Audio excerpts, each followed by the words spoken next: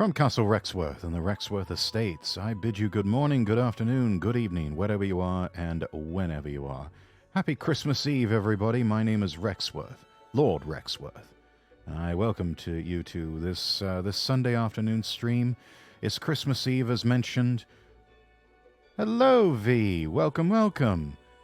Good to see you. Good to see you. Yeah, just going to be doing a bit of a chill stream. No video games today. We had the Christmas karaoke stream yesterday with Celeste Altair and my genmates and colleagues from Project Astadia.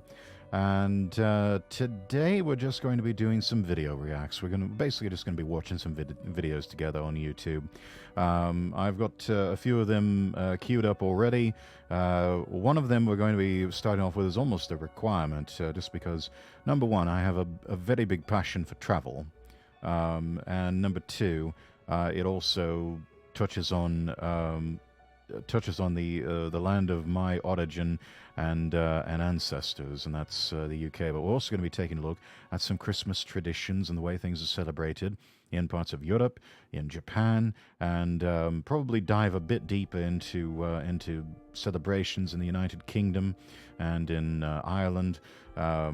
And yeah, just sort of seeing how it's done over there. I've got a fairly decent-sized North American audience, but you know, that's the thing with both North American and also with UK citizens.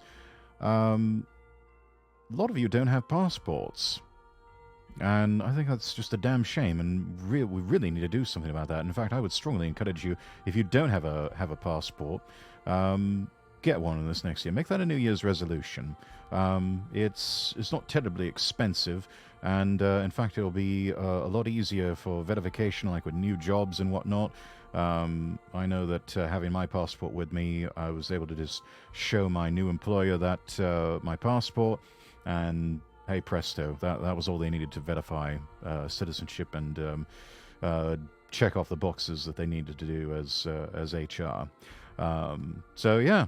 Beroi, welcome. I see this your first time chat. I love the little Padoru. That's so cute. Good evening, my lord. Very Merry Christmas Eve for you and your loved ones. Same to you, Enrique. I hope you're doing well. Sounds like you've been having fun this Christmas weekend with friends, with family. Yeah, that's so heartwarming to hear about your plans for Christmas. I'd love to hear about everybody's plans for Christmas. What all you're going to be doing. You know, what you do to celebrate in your house. Or what you do, to celebrate around Christmas Eve or Christmas Day, any family traditions, anything, perhaps even like a gift that you've come to expect every year. Something that's rather interesting in my family. We one thing is that we tend to get for each other almost without fail every year is a fragrance of some kind. So for my mum, for example, she'll get a bottle of perfume for Christmas. My dad gets a bottle of cologne, so do I, like a nice aftershave bottle. Yeah, that is one of those things that's eminently practical. I usually splash on some cologne or aftershave or something like that after I get out of the shower and after I've shaved and everything. And it is one of those things that it tends to last you throughout the year, so that by the time Christmas comes around again, it's time for another bottle. So it works out perfectly. Yeah, so that's one of the traditions in the Rexworth household that we do for each other is perfume for the ladies and cologne or aftershave for the lords. So that's what we do at my house, and I am going to be. We've got all the ingredients tomorrow.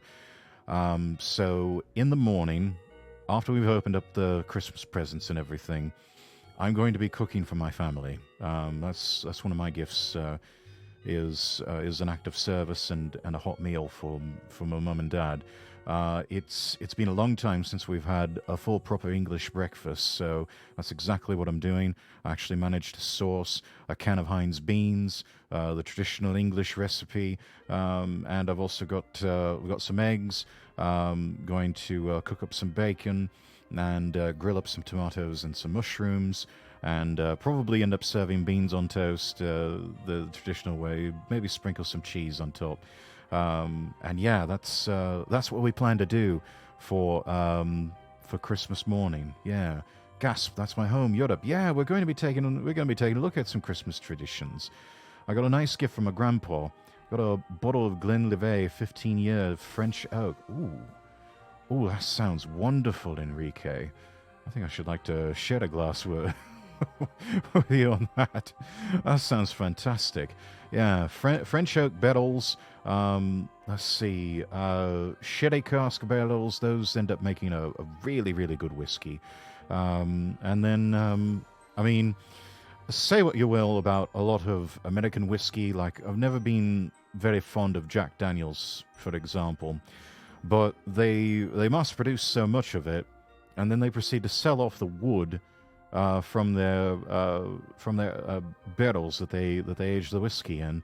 That's actually become sort of a lifeblood of a lot of distilleries around the world, even those in Scotland and Ireland and also even in Japan. They say one of the I think it was on the American television network CBS. They did there was a profile done of Scotch whisky distilleries. I think it was a travel portion for 60 minutes, and they went over there and they were interviewing a lot of the experts and a lot of the old timers who'd been around working in those distilleries for a long time, and they asked them what one of the secrets was, and they said, you know, one of the secrets to getting really good aged whiskey is we have to get the wood imported for our barrels from America, from Kentucky, no, from Tennessee. Sorry, Tennessee, because that's where Jack Daniels is located.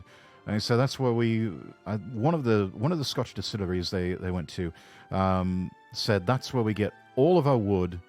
We kind of char it and fire it a bit, just to get it sort of reactivated and get it just very nice. And but they said, yeah, that's one of the keys to getting our whiskey to taste so well. We can't quite explain it, but we have to get the wood to make the barrels from Jack Daniels from Tennessee.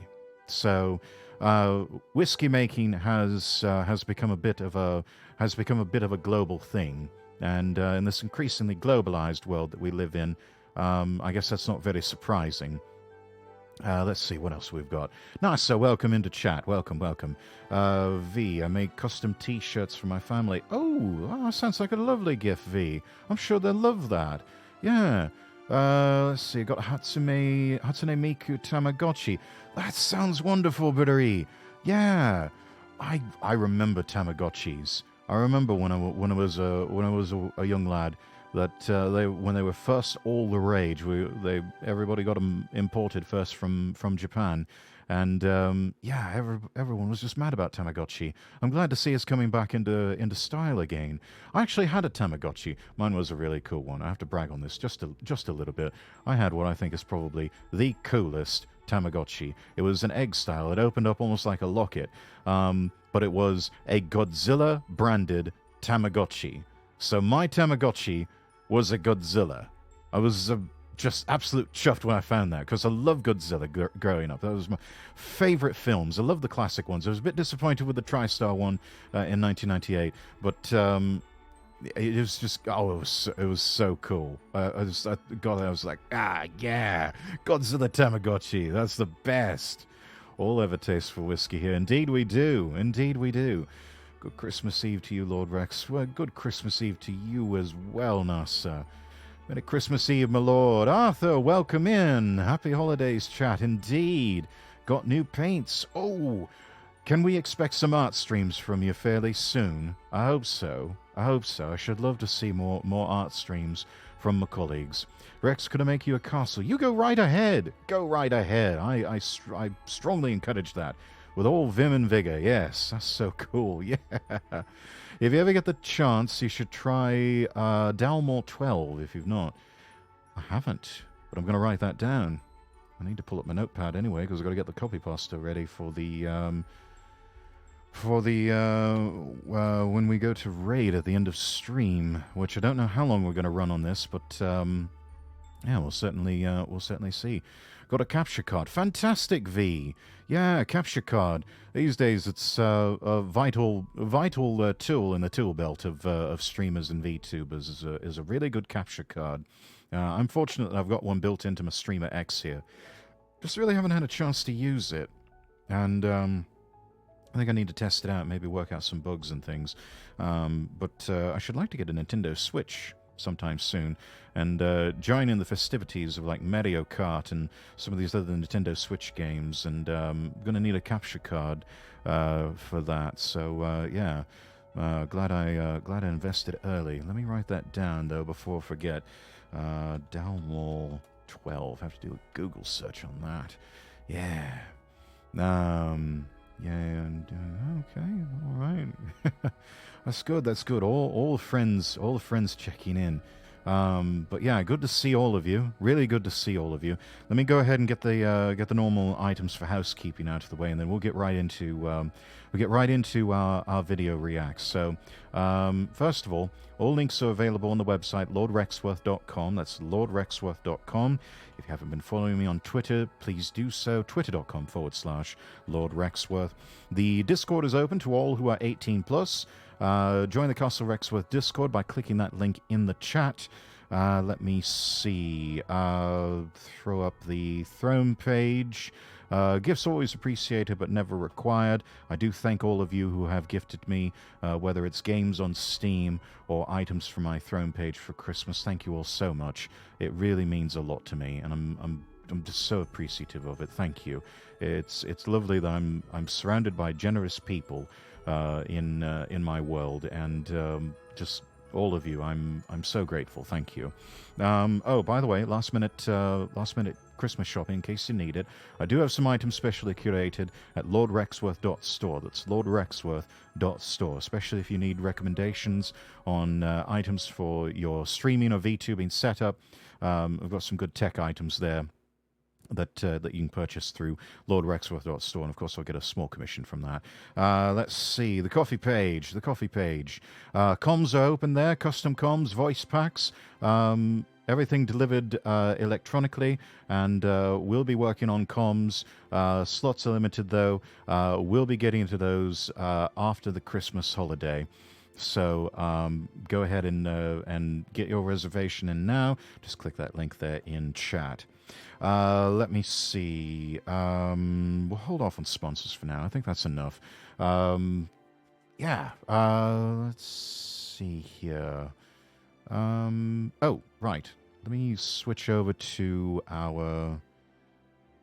First, let me get this up here. That's good. And then switch over to our game screen. Oh, and it worked, and the background's still holding up. I think I may have isolated the problem finally. I'm going to be taking down this stream setup after the day after Christmas, but it's funny thing, chat. I noticed whenever I was trying to switch over to this screen versus my introduction screen, the background, which is an animated one, would just completely go out. It would just turn completely black, and I always used to joke that it blew a fuse or something. And the workaround was I'd have to switch over to the Be Right Back screen, then switch over to the game or video screen like what we're here now. I think the problem may have been that I had Streamlabs in studio mode, and that may have been the problem. It couldn't handle that for whatever reason. But now I've got it in editor mode, and yeah, that seems to have fixed the problem. But anyway, let's see. We'll go ahead and get started here, and I'll be pausing the video on occasion to do some reactions. But let me pause the Christmas royalty-free Spotify playlist here, And yeah, this is actually something that's almost required viewing, just because it gives me a little taste of home and also a taste of the continent. This is called Rick Steves' European Christmas. Those of you who may or may not know, Rick Steves is a public broadcaster. You have private broadcasters and then you have public broadcasters. Public broadcasters on the Public Broadcasting Service, or PBS, in America. These are all non-profit channels devoted to educational content, to multicultural content, to informational stuff. All of the things that tend to get kind of left out of the for-profit commercial television networks. Rick Steves has been doing programming on European travel for decades now. He's somebody that I think Chris Broad of Abroad in Japan, which we'll be looking at one of his videos later on. Um, he jokes. I think he joked one time. He wants to be Rick Steves when he grows up. But honestly, and I think he meant that in some sincerity. Rick Steves is very good at what he does. And he has an entire crack team of people who scour all of Europe to get the latest information for his travel guides, for his website, and he has an excellent podcast also. So if you've got Spotify or wherever you get your podcast, do subscribe to Travel with Rick Steves. It's a lovely podcast. I think he puts out 1 or 2 episodes a week. And it's absolutely wonderful. But anyways, let's go ahead and take a look here at Christmas all around Europe. This time in Europe, from manger scenes to mistletoe, from Norway to Rome, we're celebrating all over the continent. Bon Natale, Fröhliche Weihnachten, Joyeux Noël, Merry Christmas, and thanks for joining us.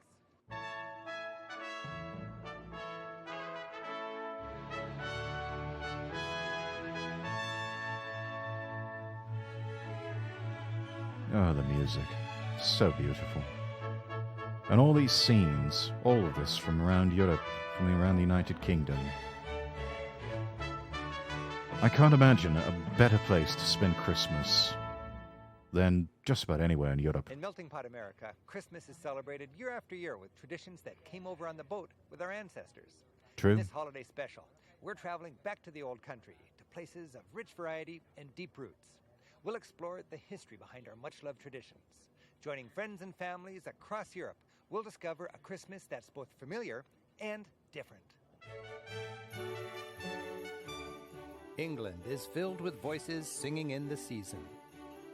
The short days around the solstice bring Norwegians out to celebrate the light of Christmas.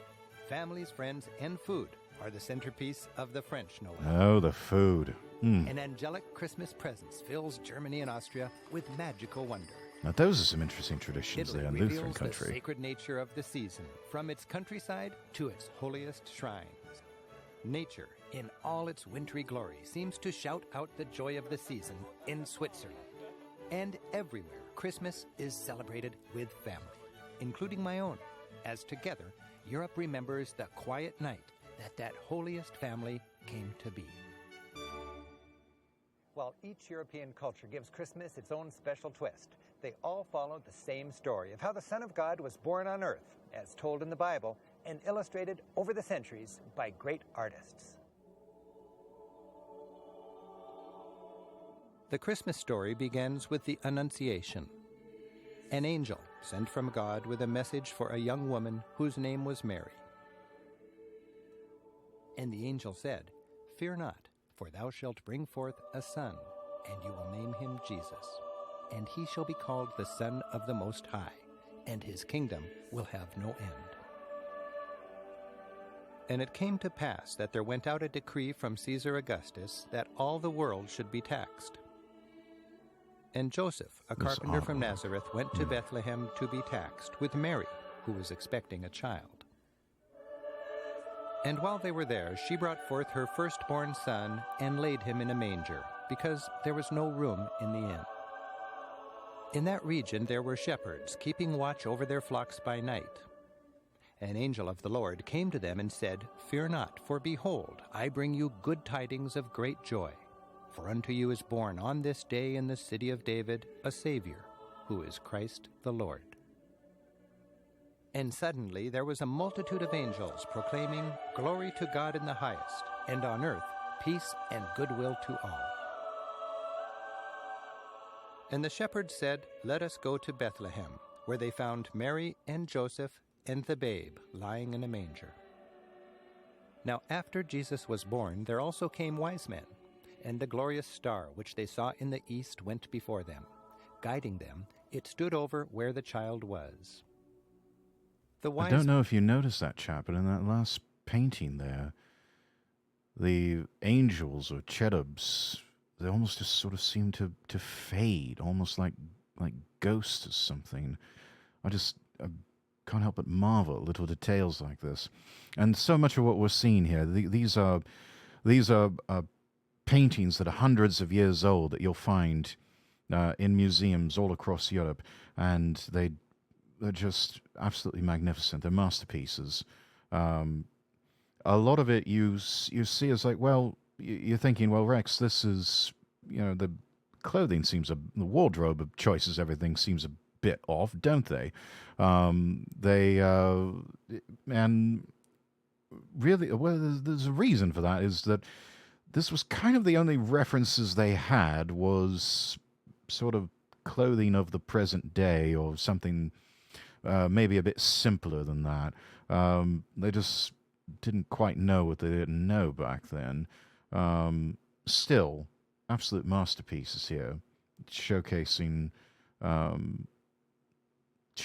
birth of Jesus, and just magnificent work. Men knelt down and worshipped the child, giving him gifts, gold, frankincense, and myrrh.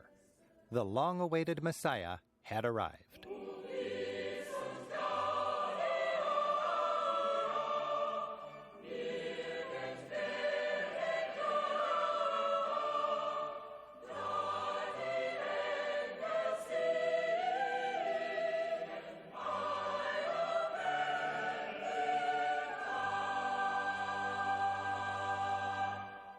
This is the story that Christians have celebrated through the ages. We don't really know on which day Jesus was born. Historians argue it was likely in the spring, as shepherds were tending their flocks. But in the 4th century, a pope declared December 25th to be the official birthday of Jesus. Why that?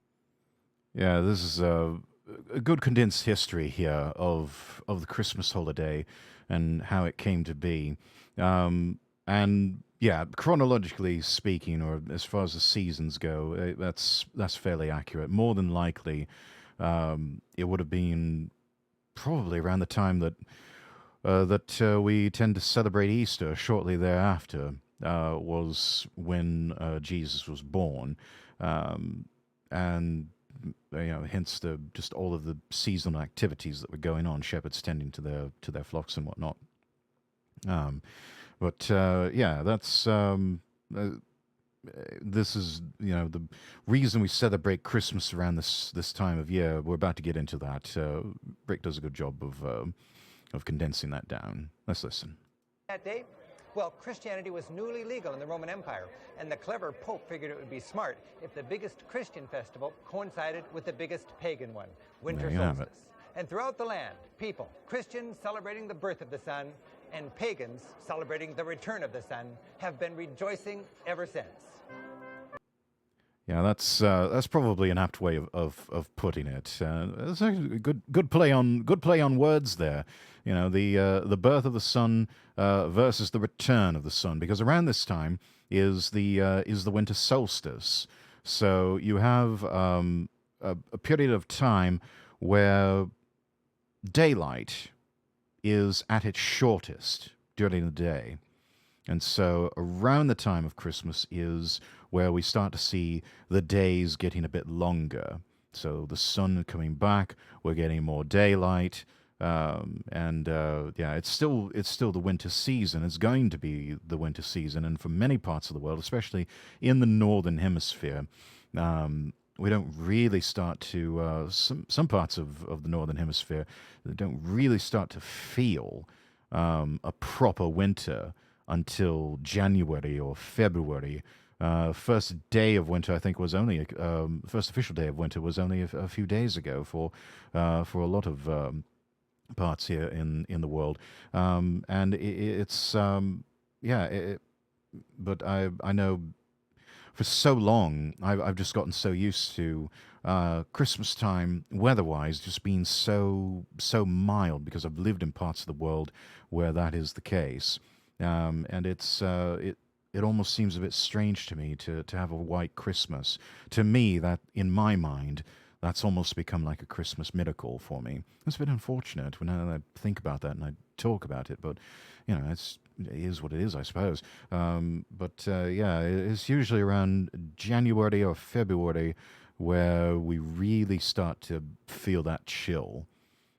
Old man winter fights hard to stick around, and then all of a sudden, just as much as he kind of crept in, he's just gone with the bluster, and in comes the spring winds of change. Yeah, everyone really dreaming of a white Christmas these days. Yes, just like the ones we used to know.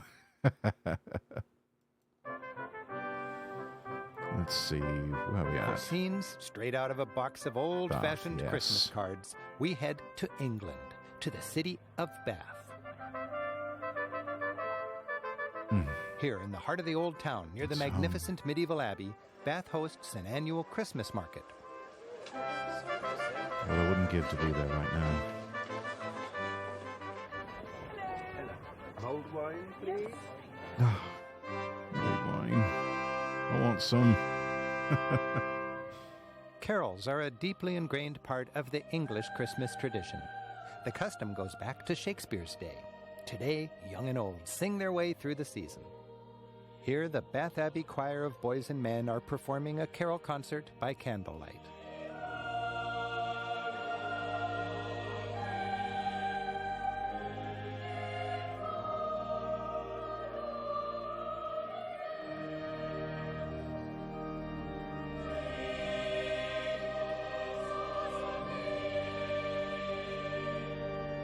Even if you're not religious, chat, it's worth it to go to one of these Christmas concerts just for the experience, for the music, for the atmosphere.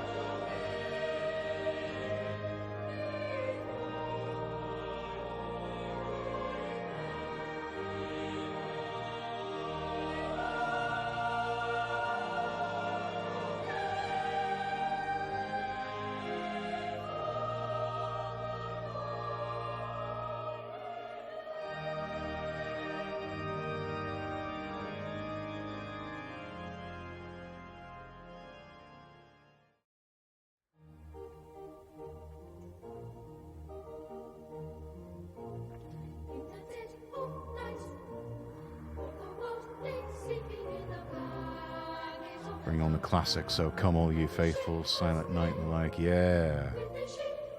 It's just not Christmas till you're going through the classics. As is the case just about anywhere, it's in the countryside that families celebrate Christmas in the most down-to-earth style. My friends, Maddie and Paul, and their kids, Theo and Layla, are looking for a living tree, which they'll decorate and then plant at home. About the right size? Yeah, okay. Brilliant. I like it. It's a new twist on an old tradition, with a Something else. The idea of you're looking at these Christmas trees here, chat, and I think so many of us, we've got the sort of Christmas card look in our mind's eye of this rather big, poofy, generously sized and proportioned Christmas tree. And for many parts of the United Kingdom, of Europe, many parts of the world for that matter, that's just simply not the case. That's not how the trees grow. That's not, in their, I guess it's not in their genes. The more of a kind of a stickly, prickly sort of thing. It's the best way I can think of to describe it. The Christmas tree, a tradition for me and my father decorating the tree together. Yeah, no, this is a lovely tradition, absolutely, and it's one that's I mean, it's a must for most families. The all natural tree. Unfortunately, it's been a tradition that has been denied to me for most of my life, and that is because my mum is actually a bit allergic to natural Christmas trees, so she'd constantly have to be taking antihistamines and whatnot if we were to try and put one into the house and decorate it and everything. Honestly, I think all of our allergies would be bothering us if that were the case. Even me, which is unfortunate because I should like to do this at least once to have an all natural Christmas tree in the living room, presents underneath, and all the decorations, and an angel or a star up on top. A pity that I haven't been able to do that. Even in the past few years when I've been living away from home, I haven't been able to partake in anything like this. But yeah, well, let's keep going. I think even with artificial, it's the act itself that's important. Just the time with family and decorating it together is where I feel the importance.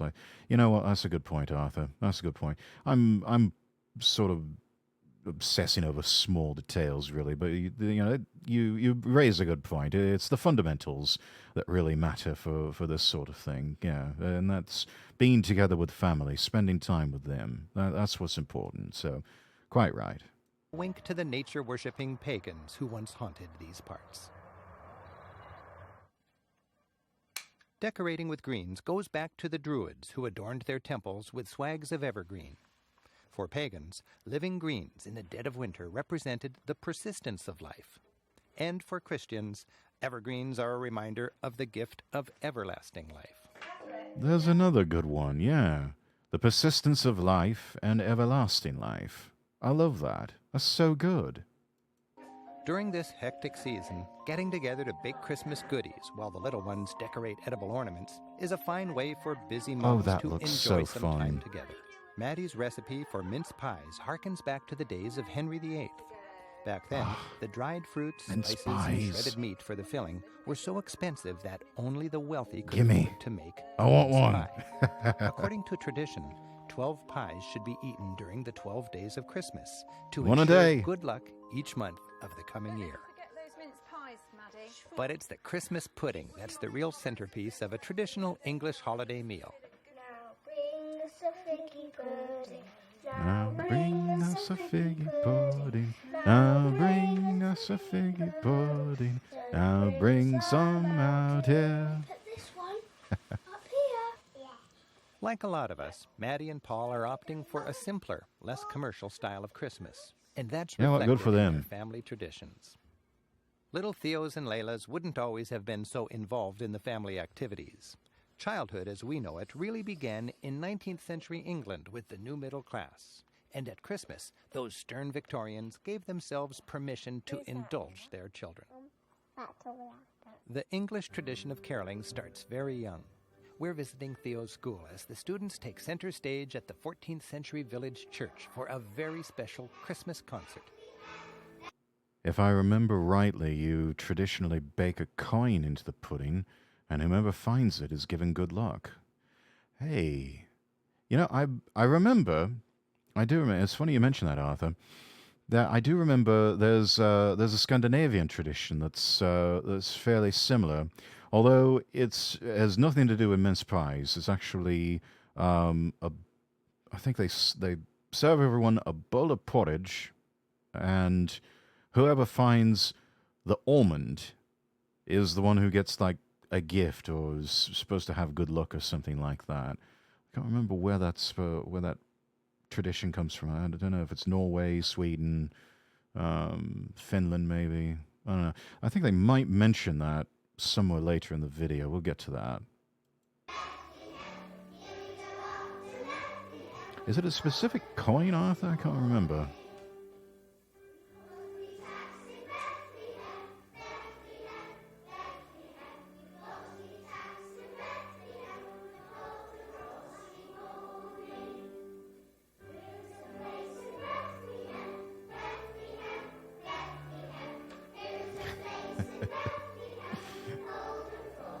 Just had a look. Traditionally silver sixpence. Oh, all right.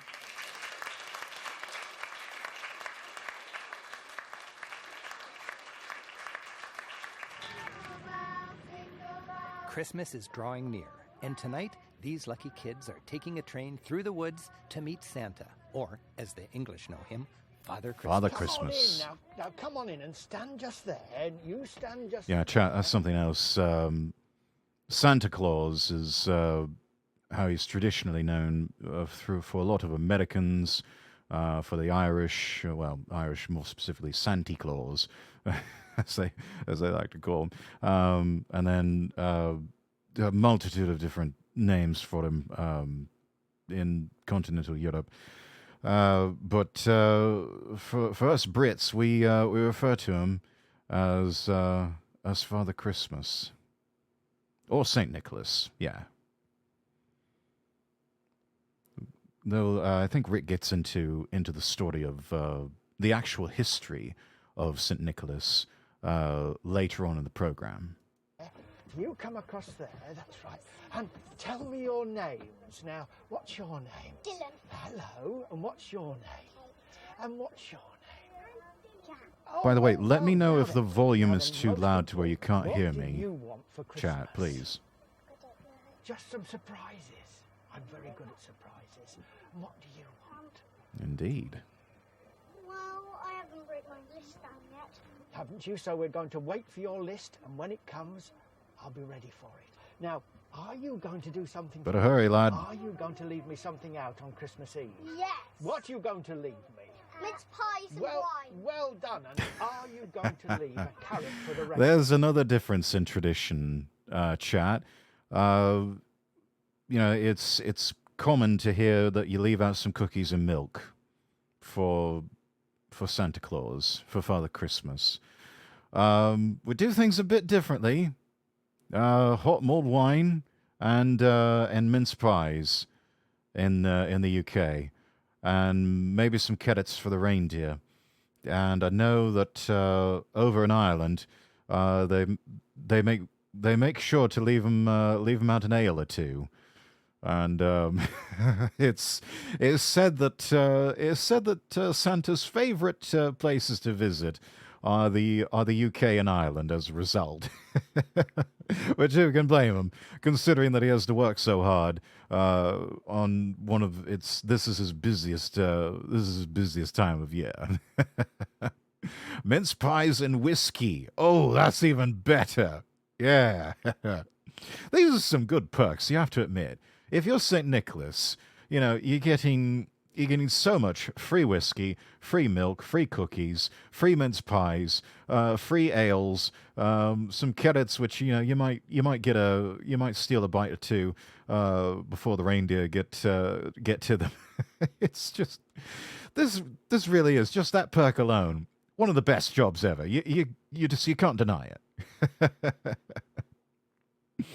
Someone say whiskey. Resort, welcome in. We're just going over Christmas traditions, some of the differences between what we leave out for Santa Claus or Father Christmas. Reindeer. Yes. Well done. We'll check back with Merry Theo and Christmas, Layla Resort. on Christmas Eve. You? And what was your name, darling? Kate. And something special. While children on their best behavior ask Santa for the toy of their dreams, my wish right now is a chance to hear one of the finest chamber choirs in England, the 16, filling a church with timeless sounds of the season. Beautiful voices from the 16.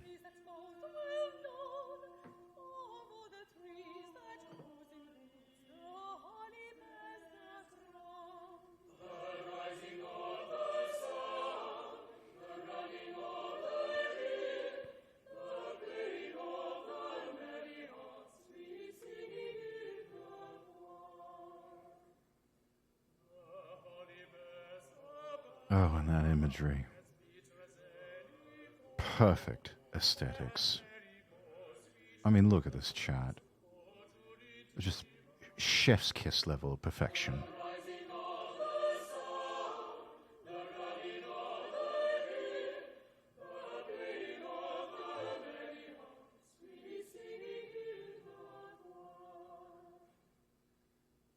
I still remember when I was in my teens, had my first real solo in a kettle concert. The applause after was fantastic. Yeah. I mean, it's traditions like these that people live for, and it's easy to see why. It's wonderful.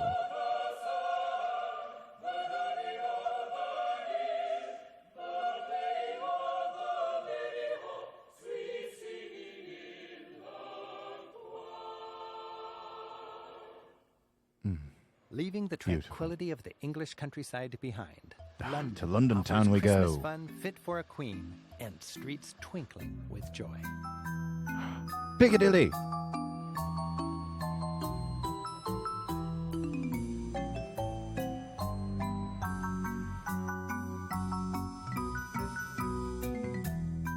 So that's what happened to all those Magic in the air. CDs. Or is that snow? Here in Trafalgar Square, in the heart of the city, a winter wonderland has been created. Look at that, just for chap. the day.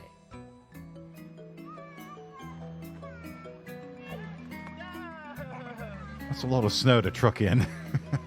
It's a lovely snowy day, isn't it? Father Christmas has dropped by for the wintry fun, and London's town crier is in fine form as he passes out mince pies and holiday cheer.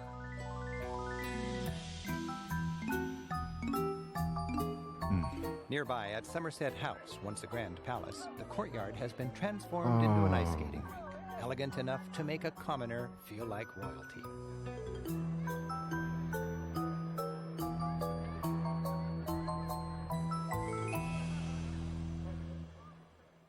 Love that. At Covent Garden, shoppers can find classic toys for tots at Benjamin Pollock's famous toy shop, in business since the 1880s. Hello, is this the Heaven Channel? I tell you, some of these, seen some of this, Dust, welcome in, by the way. It really does. Christmas in the UK, in Europe, what a heavenly thought, really. I mean, it's times like this I really regret having left. Covent Garden, absolutely beautiful. Yeah. No, this is the Nobles channel. Maybe not necessarily heaven, but as good as. But welcome in, Dust. Yeah. You know, seeing these toys, these are things that I think will probably last longer and will probably be played with a lot more than any techno-wizardry what's-it that happens to be the fashionable thing for children any given year. Things like this, I don't know, if I had to go and shop for children, I don't have any children, I'm a bachelor, of course, but yeah, I don't know, I think I might pay a visit to one of these shops and get them something. It could go either way with kids, you know, they're rather unpredictable lot. It's either one of those things where they're like, what the hell is this? What are you thinking, old man? Or it could go the entire opposite direction, and it could be, it's like, oh my God, this is the greatest Christmas present ever. Thank you so much, Uncle Rex. Thank you. So I don't know. But there's a lot more thought into these. There's a lot greater simplicity. And I don't know, if you're going to shop for your kids for Christmas, go into a place like this, getting them some toys, some old-fashioned toys like this. I don't know, I think that might be a bigger hit, especially in this day and age. Just the simplicity of it all. But I could be totally wrong. I don't know. I don't have kids. What do I know? Not sure how well Lord Rex will remember pop guns, complete with the cork and the string. I do remember pop guns, yeah. Yeah, that's, gosh, those were fun. Those were a lot of fun. Good to be back, Rex. Happy holidays. Well, happy holidays to you, Dust. Yeah, that's, but yeah, stuff like this. Let's keep going. Let's show some more stuff here.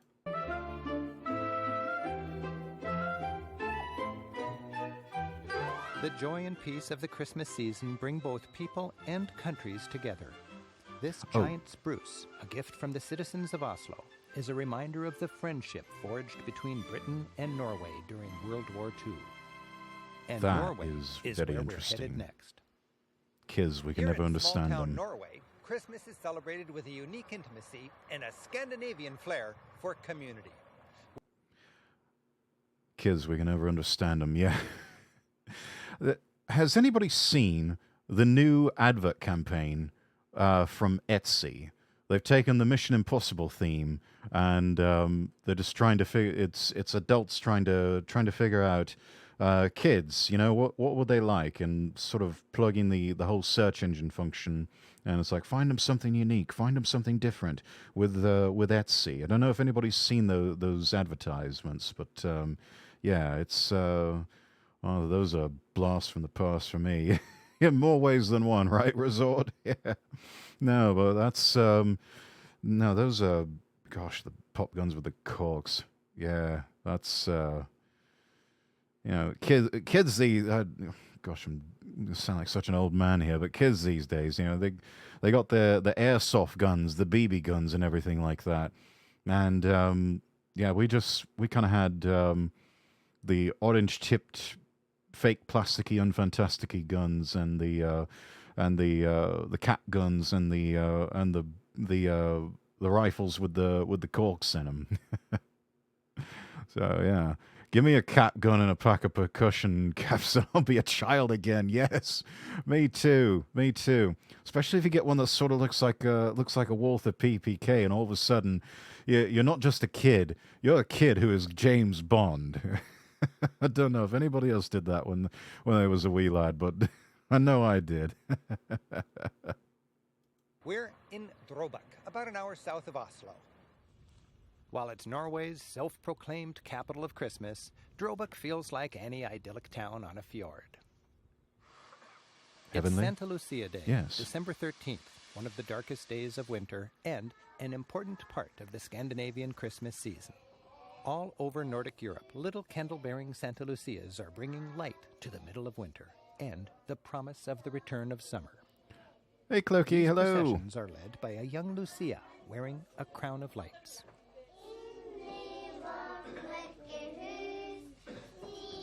This is good. This is good for community here. The wee ones paying a visit to the elders. That's This lovely. home has housed widows and seniors for over 200 years, and today the kindergartners are bringing on the light in more ways than one. The children have baked the traditional Santa Lucia saffron buns, the same ones these seniors baked when they were kindergartners. Taking their cue from Santa Lucia, Norwegians, cozy in their homes, brighten their long, dark winters with lots of candles, white lights, you'll never see a colored one, and lots of greenery. Yeah. In Norway, as in the rest of Europe, pagan symbols, like the evergreen tree, survive disguised as Christmas traditions. The same's true with this sprig of mistletoe. Get to that in just a second. Give me a pop cap revolver and I'll feel like a high nooning everyone as a kid.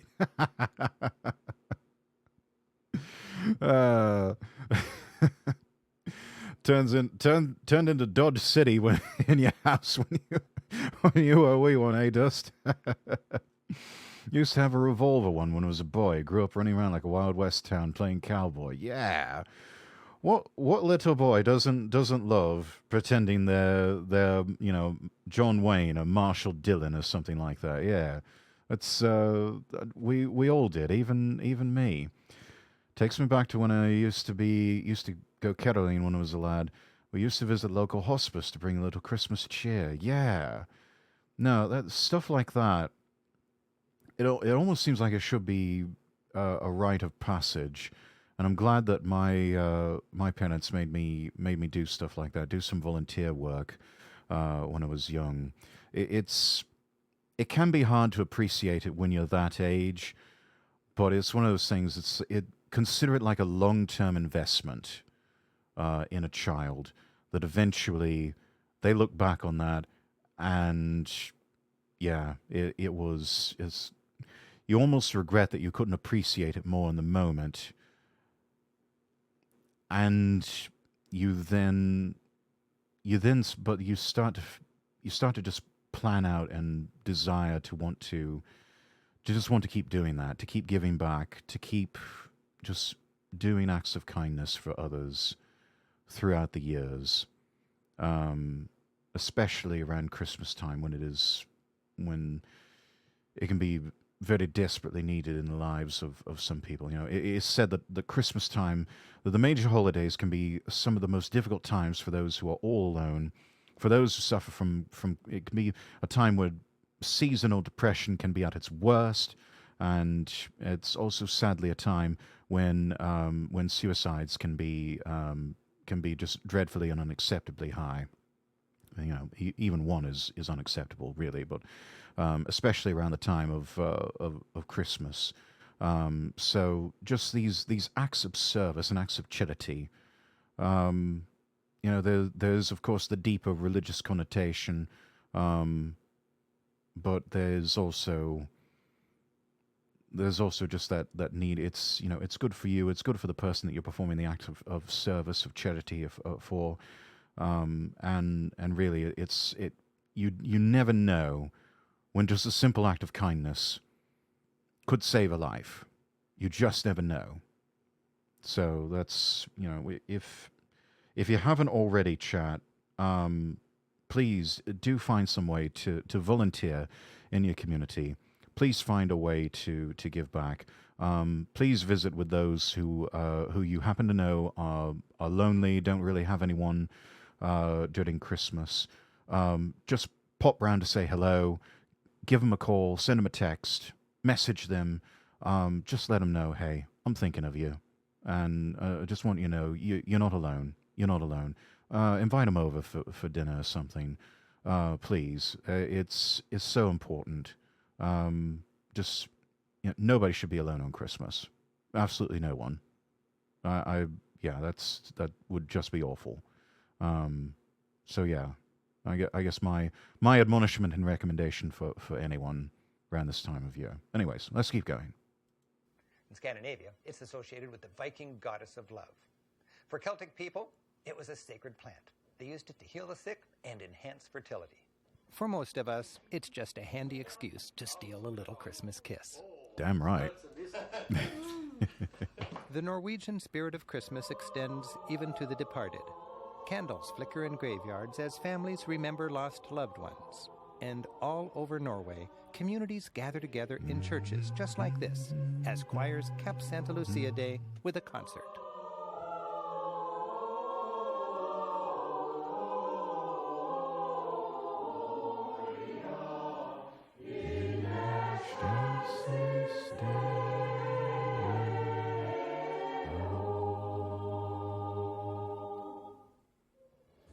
And as the congregation follows the Santa Lucias out, more light of Christmas spills into this little fjordside community.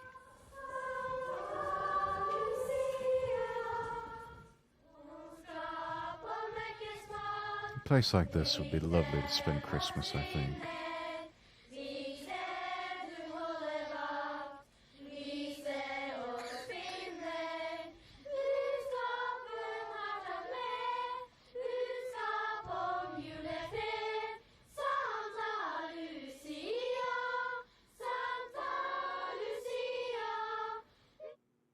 A common theme across cultures is a legendary gift giver, not always fat and Oh, jolly, there we go. who kids butter up with treats. While I grew up leaving Santa Claus milk and cookies by the fireplace, the kids here leave a bowl of porridge out by the barn for the Julenisse. The These Julenisse. mischievous elves from the forest visit each Christmas not on reindeer, but with a horse, pig, and mouse entourage. They look a and bit creepy. bag of gifts. Every good child knows the Julenisse is coming with an exciting reward. Just up the fjord, Norway's capital, Oslo, celebrates Christmas Oslo. with a more urban charm. Beautiful. Suck it, Cromwell, it's Christmas time. I love it. Streets are decorated. Locals not ready to rely on the Julenisse are out shopping. And good cheer is abundant. Christmas in Oslo feels low-key. You'll find it best not on the streets or in the malls, but in the homes, with friends, and in music. Yeah, you know, I mean, that's sort of like what we've been having going on was streaming for this weekend. It's been rather low key, just me and some friends gathering around to sing some Christmas songs, and yeah, no, I love that. I love a low key Christmas. I grew up during more prosperous times and had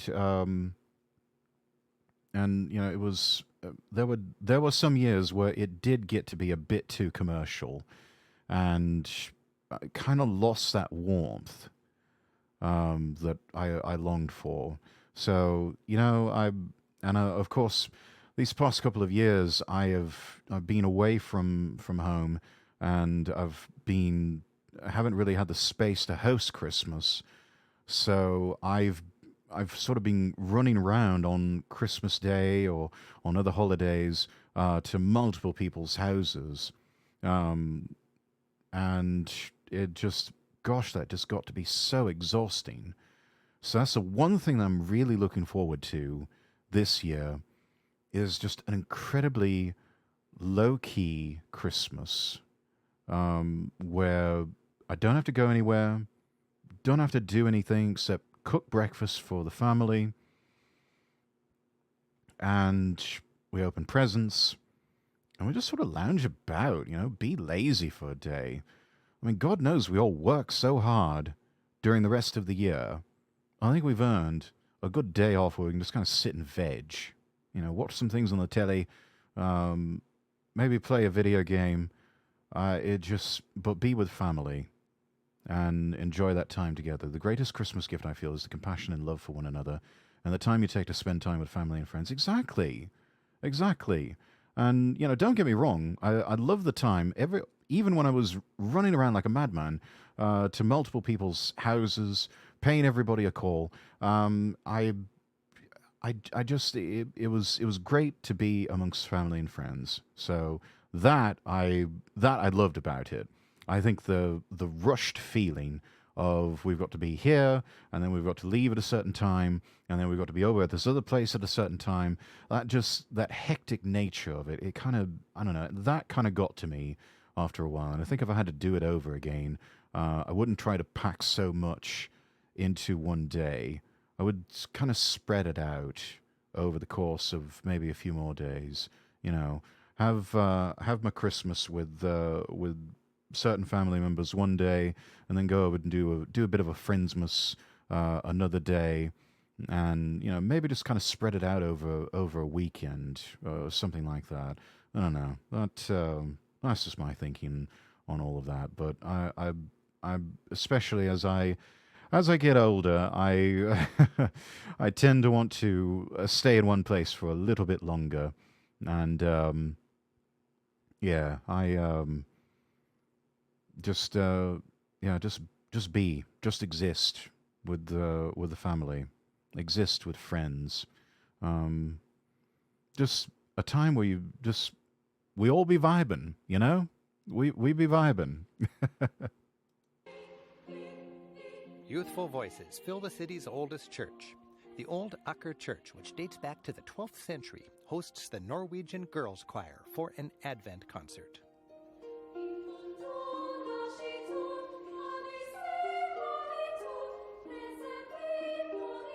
Absolutely angelic voices.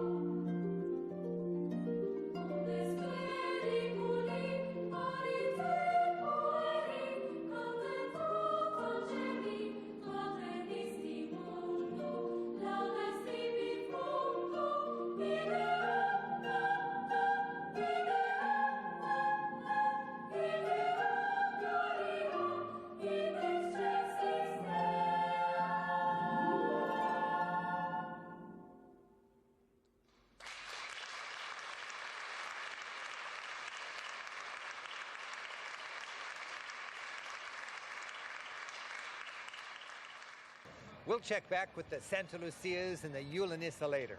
And while Norway awaits the return of the sun, further south, Paris creates its own light. Oh. Paris is nicknamed Europe's City of Light for its incandescent energy and effervescent culture. C'est In the magnifique. dark of winter, the city's best-loved icon, the Eiffel Tower, brilliantly heralds this happy season. By night, Paris's biggest department stores dress up the streets. Printemps is pretty in pink, and the Galerie Lafayette has woven an exquisite embroidery of lights. And all along the Champs-Élysées, it's a festive forest of 2,000 twinkling trees. I'm going to go back and look at that. Hang on. And all along the Lafayette has woven an exquisite embroidery of lights. Look at that, Chad. That's exquisite. That is absolutely exquisite.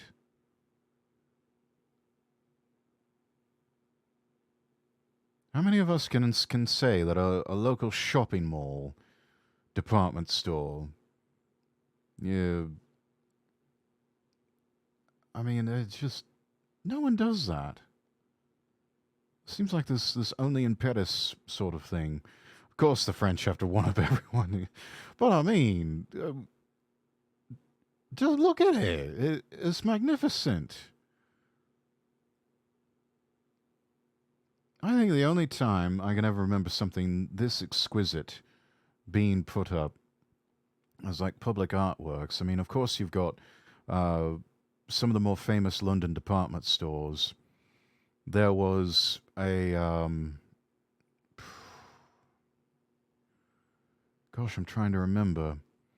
Long time ago, in I think they were in the southeastern portion of the United States. Okay, this is going to bother me if I don't figure this out. I've got to find the name of them. But there was a chain of department stores that one of their trademarks were these beautiful modern arches at the entryway. And right behind the arches, it sort of acted as a shield, a weatherproofing shield, to mosaic tile artwork that would always be something different, depending on the location and depending on the part of the country that it was in. They had stores in, gosh, where was it? I think they got acquired by Macy's many, many years ago. For the life of me, I can't remember. It starts with an S. Rest can only compare this to the first time he tried tea. Welcome, Abbott. Welcome in. Almost akin to stained glass, indeed. Yeah. But there was. Gosh, I'm going to need to look this up. Give me a moment, chat. Hang on.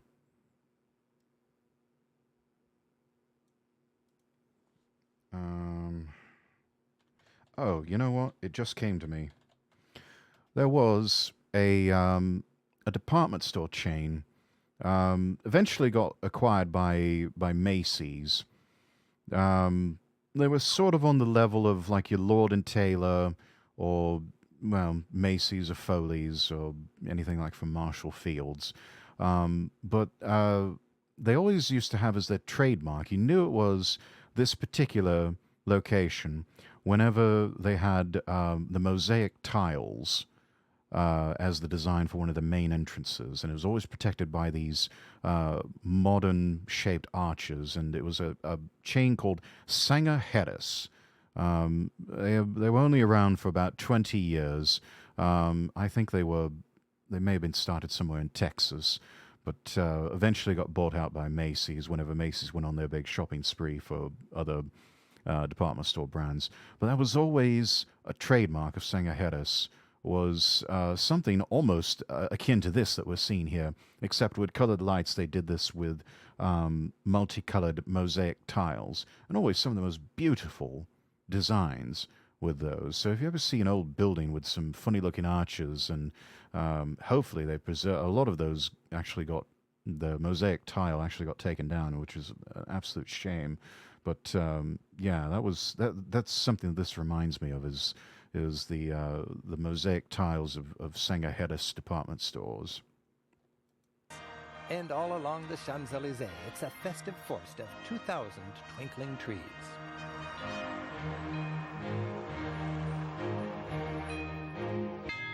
By day, the signs of Christmas are more subtle, but can be found everywhere. The best this is trees fun right are here. seen here in the Pompidou Center.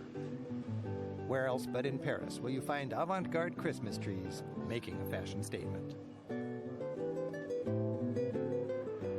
With visions of Versace dancing in their heads, inspired fashionistas can bundle up their wish lists and Versace, head to that's the a good one. designer boutiques on the Rue Royale. Some people might think these lines are a bit cringe, but I Christmas think in they're rather, Paris is rather elegantly humorous. understated, and the city yields unexpected moments. Turn a corner and you just might find yourself in a stylish arcade, all wrapped up in red.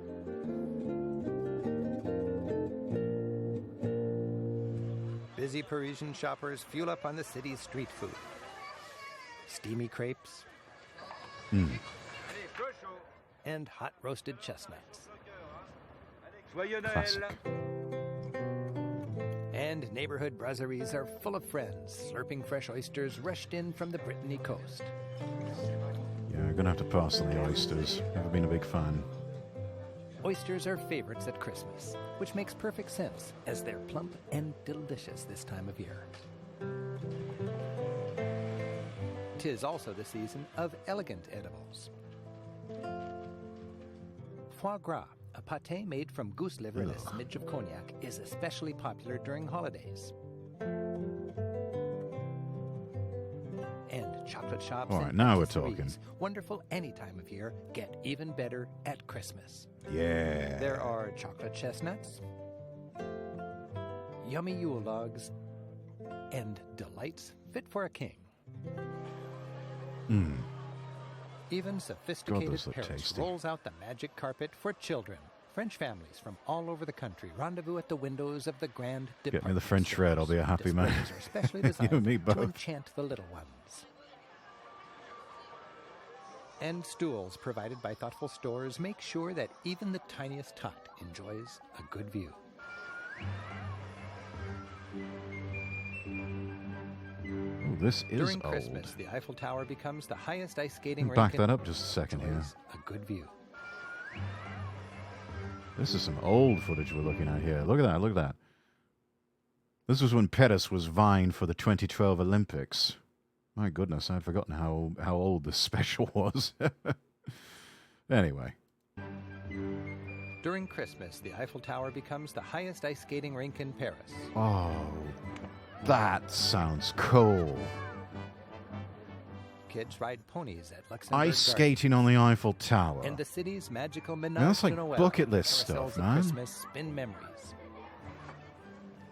A clear, cold day brings out Parisians trying to soak up as much sunlight as possible on these, the shortest days of the year, while a dusting of snow brings out hopes for a white Christmas, like at home. Gotta go out and touch grass Whether you're sometime. young or just young at heart, Christmas in Paris is the stuff of dreams. If Paris is a grande dame strutting her Christmas finery, then Burgundy, where we're heading next, is her pious country cousin. Burgundy lies in the quiet, religious look heart of at this mostly that. secular nation. France's most venerable abbeys are Not here. touching and their grass. spirit You'll want to seems touch this animate grass. Look at that small grass. villages throughout the region. That's some of the Ancient traditions best survive grass comfortably around. here. This 13th century abbey resonates with the rich sounds of the French group Fanima, singing medieval carols just as they were sung centuries ago.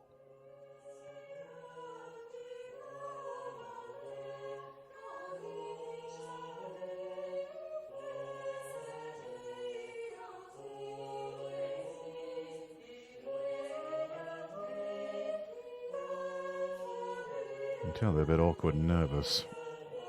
I don't think they've had to do a lot of performing for the camera before. Oh, hi, welcome, welcome.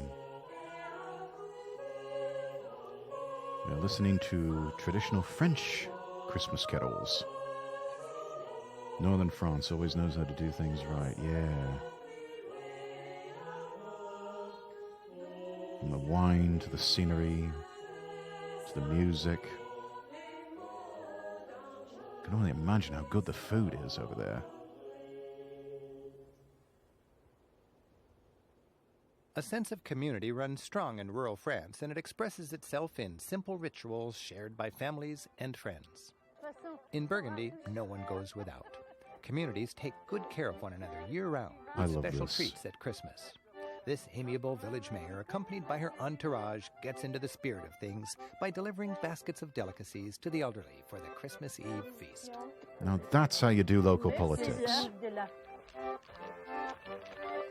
On vient vous souhaiter un joyeux Noël et une bonne fin d'année.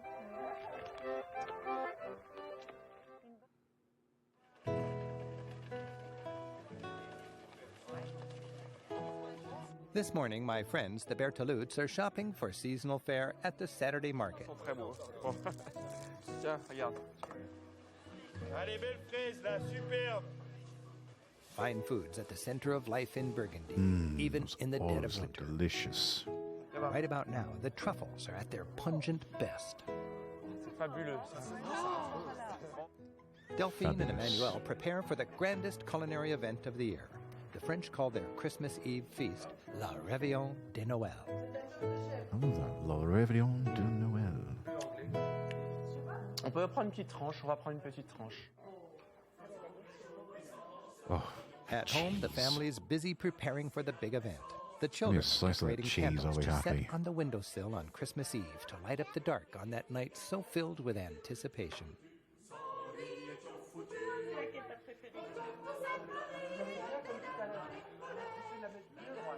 And the tree's not quite done until capped with a star. Ouais, super. that's lovely. In the kitchen, Delphine slices her foie gras. Then devotes herself to the centerpiece of the Réveillon, filet of beef wrapped in brioche. Stretching the pastry is a two-person job. I have something a bit similar in the UK, and After that's generously beef grating local Wellington. truffles, the beef is tenderly wrapped and ready for the oven. So we don't stuff it with foie gras. We And there's put still the chestnuts serious and business mushrooms of in. selecting the perfect wine from the cellar. Soon guests will be arriving. This Still time of year, when the days are quite short and the delicious. nights are long, it's customary to leave a welcoming light in the window. We'll be back when dinner's ready. But first, we've got some shopping to do in Germany. Bun, welcome When in. it comes to traditional holiday Merry Christmas images, Eve. Germany's Bavaria is the heartland. Here, we'll savor classic holiday themes, glittering trees, old-time carols, and colorful Christmas markets. These markets, called Christkindl markets, enliven squares throughout Germany. Here we go. German Christkindl markets. The most famous is here in Nuremberg. Such fun. It's a festive swirl of the heartwarming sights, sounds, and smells of Christmas. Don't worry about it, Bun.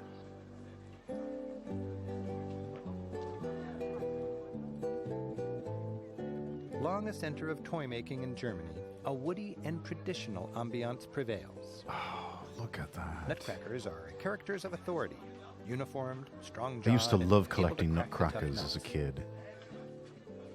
Smokers, with their fragrant incense wafting, feature I actually common had folk that like the smoker there. That one. I actually had that exact same model. My mum wouldn't let us keep it, though. Apparently it had made her asthma flare up a bit too much. No, the tabs aren't going to eat you, Bun. Probably not even going to get to all these videos. I just realized there are so many here. This one's about an hour long and we're still only halfway through. this village toy maker. Prune people, with their fig body, walnut head, and prune limbs, are dolled up in Bavarian folk costumes. Prune people. And hovering above it all is the golden Rausch angel, an icon of Christmas in Nuremberg. This is interesting here, Rausch chat. is the sound of wind blowing through its wings. It's a favorite Rausch for angel. capping family Christmas trees. Bakeries crank out old-fashioned gingerbread, the Lebkuchen Nuremberg, using the original 17th century God, I want recipe. some so bad. Back then, Nuremberg was the gingerbread capital of the world, and its love affair with gingerbread lives on. Shoppers can also munch the famous Nuremberg bratwurst, skinny as your little finger, and sip hot spiced wine. As in so many cultures, kids love their local version of Santa Claus. While Santa is a legend, his character is based on St. Nicholas, a kind and generous bishop who actually lived in Turkey in the 4th century. A Turkish bishop, giving, especially in Catholic regions, is often associated with the feast day of St. Nicholas, December 6. But Germany is Luther country. Back in the early 1500s, the great reformer Martin Luther wanted to humanize the Christmas story by shifting the focus away from the saints and back onto the birthday boy, Jesus. Rather than jolly old St. Nick bringing the goodies on December 6th, Luther established the idea that gifts would be given on the 25th by the Christ child, or in German, Christkind. But for kids, it was hard to imagine the little baby in the manger delivering gifts. So an angel served as the gift-giving Christ child. And somehow, the angel came to be represented by a young girl. She spends her reign spreading the joy of the season. The Christkind concludes by telling the enthralled children, "If you're very, very gentle, you can touch my wings." Nuremberg's favorite angel then leads her fans into the children's section of the market, where expertly bundled kids enjoy a Christmas wonderland.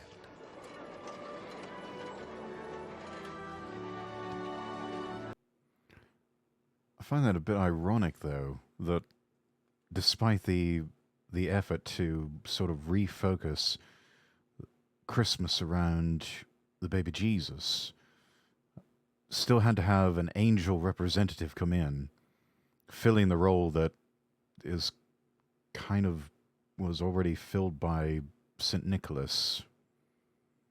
I don't know. A little bit of irony in there, I guess. What do I know?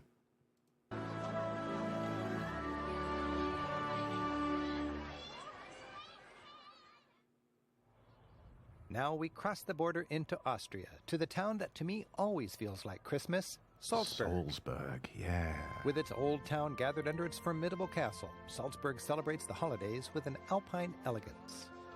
So beautiful. Christmassy shopping lanes delight browsers.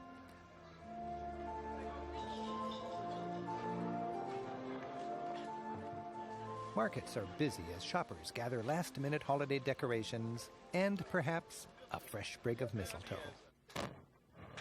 Oh, this is cool. Watch this, chat. Watch this. These Tyroleans celebrate the season in noisier fashions as well. From the castle ramparts high above town, traditional gunners fire away as they have since the days when they really believed these shots would scare away evil spirits. Who cares if they do or not? That is awesome. That is so cool. I want to be a Tyrolean for Christmas, and I want to shoot off a giant hand cannon to no one in particular. It's just an excuse to make really loud noises with things that go boom. I love this. I love the Tyroleans. The Tyroleans are my spirit animal. Christmas and firearms, yeah. Yippee-ki-yay. There, Honk. Welcome in, Goose. Welcome in. We're watching some old Tyrolean men play with things that go boom and make very loud noises. Doing well, doing well. Salzburg, nicknamed the Rome of the North, has a magnificent cathedral, inspired by St. Peter's at the Vatican. Locals here in the town of Mozart pack the place to mix worship with glorious music.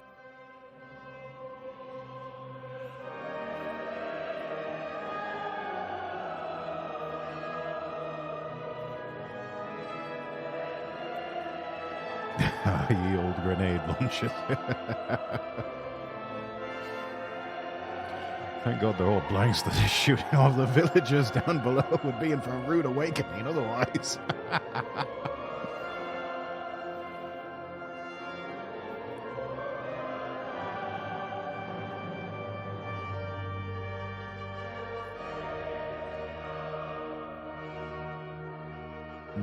Absolutely majestic.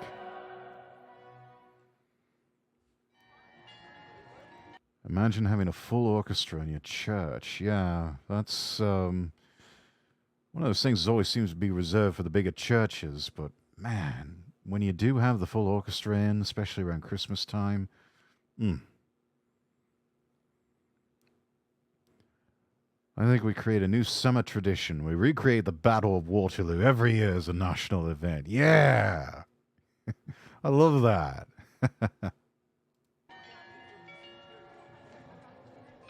It was here in the region of Salzburg that the most loved carol of the Christmas season, Silent Night, was sung for the first time nearly 200 years ago. According to legend, a local priest went out one Christmas night to bless a newborn baby. As he walked home in the snow, he was so moved by the stillness of the starlit and holy night that he wrote a poem about it. He gave the poem to Franz Gruber, the organist in his church, who composed a simple tune. On Christmas Eve, 1818, the carol was sung for the first time, accompanied only by a guitar. Yeah.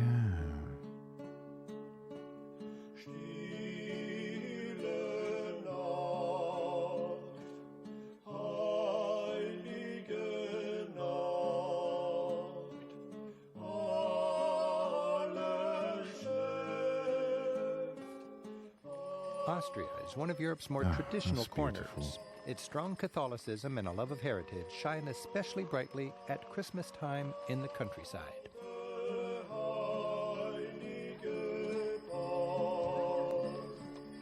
As we mentioned earlier, or yesterday, the Christmas carol Silent Night has, it's a lovely story about how it came to be composed. And then later on, during the First World War, it sort of became the symbol of the Christmas armistice, sort of unofficial ceasefires that began popping up on the Western Front between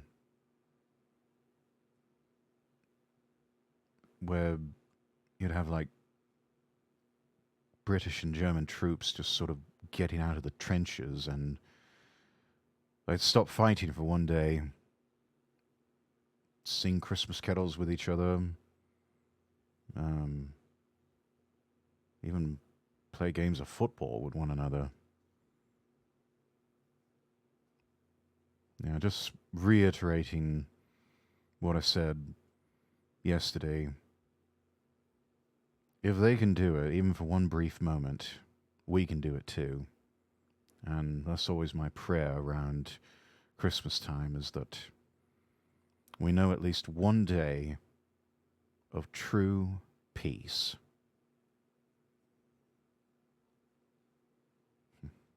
And all thanks in part to a lovely, humble little Christmas carol.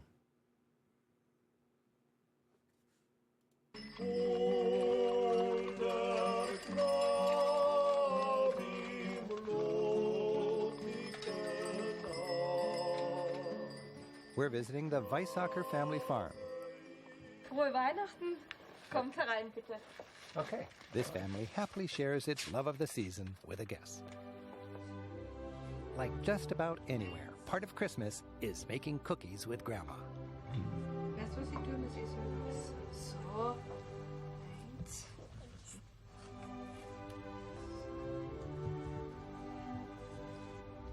More unique to Austria is this ritual in which the dad blesses the home with incense as his daughter follows with holy water. That's interesting. The prayer is for a healthy and happy new year. Unless you've got Maria chaotic teaches her siblings daughters like how me, the then peace Advent isn't an wreath marks option. the 4 weeks of Advent, the season of preparation leading to the advent or arrival of Jesus. Ancient peoples were the first wreath makers. For Christians, that evergreen circle came to symbolize everlasting life. The candles, one for each week, reminded them that the birth of their Savior was approaching. Austrians lovingly decorate their tree, but keep it secret and hidden from the children until December 24th arrives. We'll check back a little later to see what Christmas brings. That is so interesting that they keep a Christmas tree hidden away until Christmas Eve or Christmas Day, presumably. That's so interesting. normally the rest of us, we tend to just, that's one of the first things you bring out as a Christmas tree because everyone takes part in decorating it. And that's so different. How interesting. From here in the Alps, we journey to a grand city that was the capital of the Western world on that first Christmas 2,000 years ago and remains a leading city in Christendom today.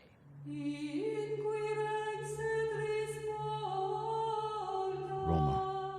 Rome. This is home of the Vatican City, headquarters of the Roman Catholic Church, and some of Europe's most sacred Christmas traditions. For centuries, pilgrims have hiked from all over Christendom to this great city. Domes and ancient obelisks still serve as markers, lacing together relics and sacred stops. Including the tomb of St. Peter, marked by the greatest dome anywhere. And through the ages, pilgrims have stopped here at the Basilica of Santa Maria Maggiore. The faithful believe the original planks from Jesus' crib are in this ornate container. And here, in the capital of Catholicism, each Christmas, lovingly constructed manger scenes called presepi pop up all over town. Now this is fun. St. Francis of Assisi is credited with assembling the first manger scene in 1223. He used it as a tool to teach people the story of the first Christmas. Since then, in the creative teaching style of St. Francis, manger scenes often put Bethlehem in a local context. Instead of the Middle East, Italians have long set the Holy Family right here, in Italian settings. St. Francis knew that by putting Jesus in a place people would recognize, their own neighborhood, the faithful could relate more easily to the story of his birth. Smart.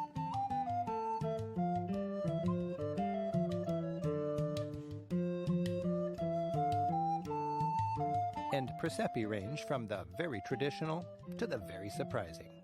Like this one that imagines the Nativity in an Eskimo village. How cute is that? The ultimate manger scene is back on Rome's ultimate square. St. Peter's is where the Pope celebrates midnight Mass each Christmas Eve.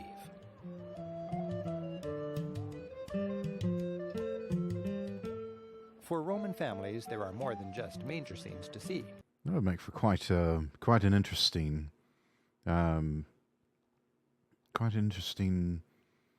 journey across Rome. Go to the various neighborhoods where they've got the presepi and just kind of do a tour of all of those, just to see each and every one of them. That'd be fun. Make for a good subject for photography as well. For centuries, this lively square, Piazza Navona, has hosted a boisterous village-like holiday market that stays busy until Epiphany in January.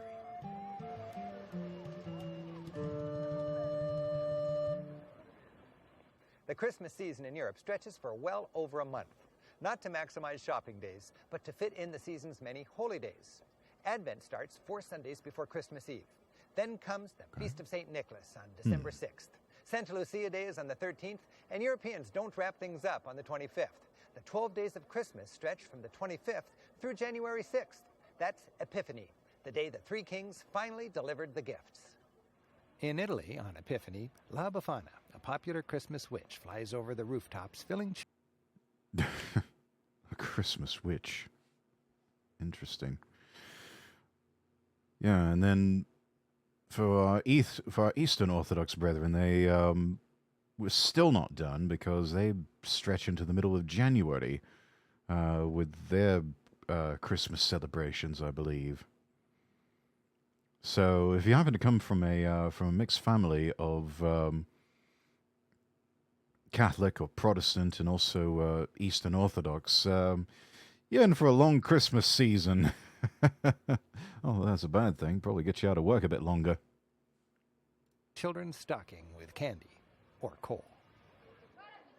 Between visiting their manger scenes and Christmas witches, many Italians are shopping for their big Christmas Eve dinner. When it comes to a festa, Italians like to buy fresh and local, and lucky Romans enjoy an abundance of farmers' markets. La Vigilia, the traditional Christmas Eve dinner, calls for all the trimmings. Here in Rome, that's lots of veggies and a nice big female eel.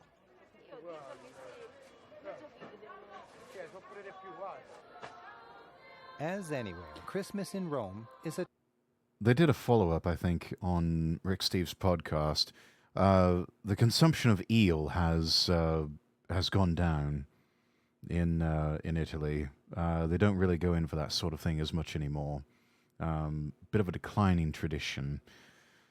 I can see why when you have other selections, we'll say. Anyway. The time of giving.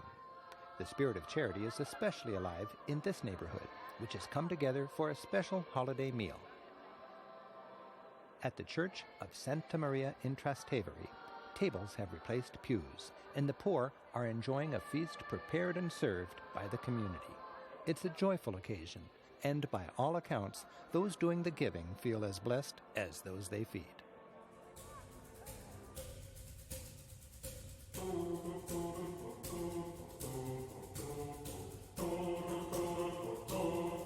Tuscany.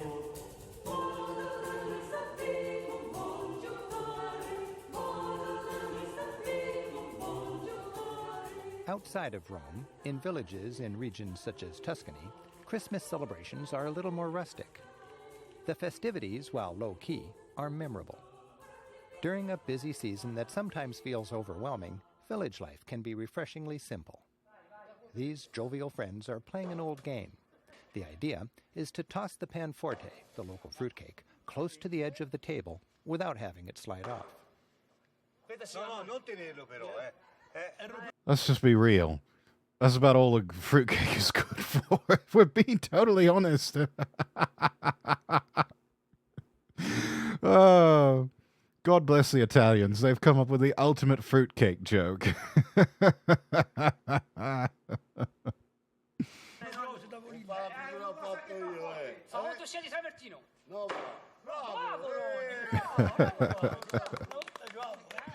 I would take part in this. I would love to.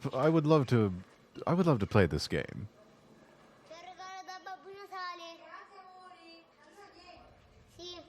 These children are flip-flopping the gift-giving tradition. They're delivering another Christmas treat, panettone, a rich brioche made with raisins and citrus, to older folks who have no family nearby. While providing a bright spot in this grandma's day, the child experiences the joy of giving.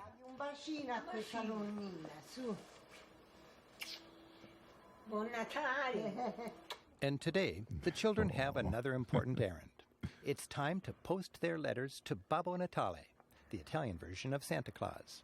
Babbo This Natale. special mailbox mysteriously appears each Christmas.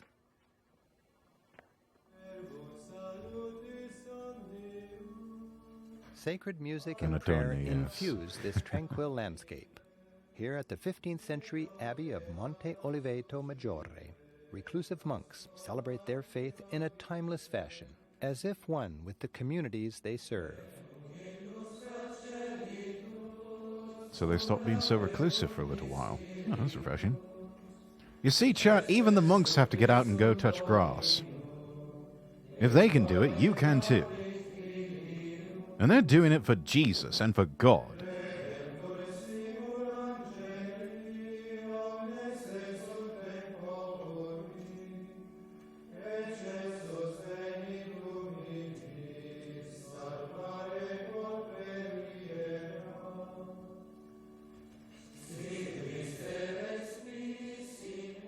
And in this town, the people are doing a dress rehearsal for a Presepio Vivente, or living nativity. On Christmas Eve, in this New simple campaign, cloister, touch grass they'll for recreate Jesus. the town of Yes. Bethlehem Huzzah. on that holiest of nights.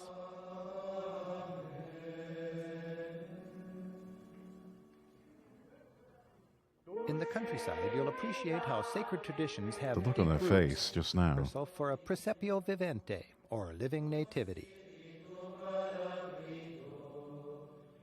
On Christmas Eve, in this simple cloister, they'll recreate the town of Bethlehem on that holiest of nights.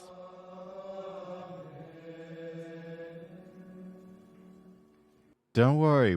We're not going to steal anything from your basket. We don't want your basket. You can have your basket. We're good. We're good people. We're just passing through. Don't worry. Do not be alarmed. The look on their face. In the countryside, you'll appreciate how sacred traditions have deep roots. Here in this medieval Tuscan hill town, villagers stack neat pyramids of wood for great bonfires. The lighting of the fires is a signal to villagers dressed as shepherds to come and sing old carols.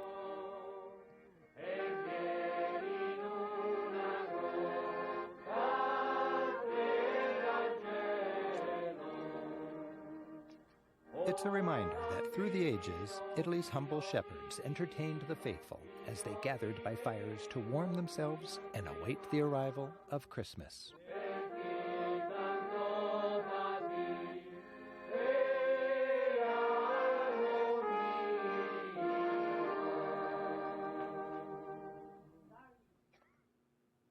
Well, Italy has the rich history, magnificent manger scenes, and grand churches. The spirit of Christmas can be experienced everywhere in Europe. High in Switzerland, where the churches are small and villages huddle below towering peaks, the mighty Alps seem to shout the glory of God. Up here, Christmas fills a wintry wonder. I mean, God, look at that, Chad. This, do I have it in here? I think I've got it.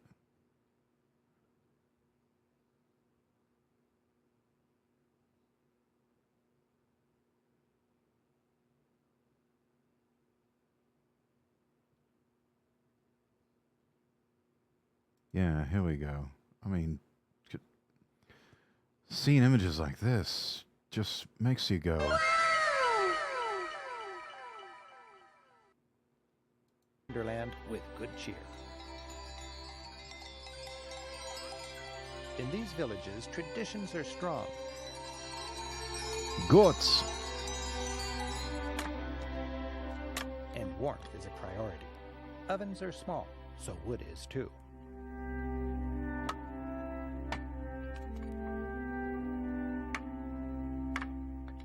My family has arrived for a Swiss Alps Christmas.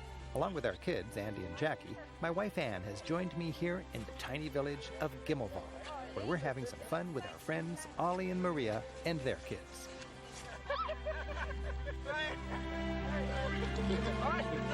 Oh, that looks like great fun. Love that.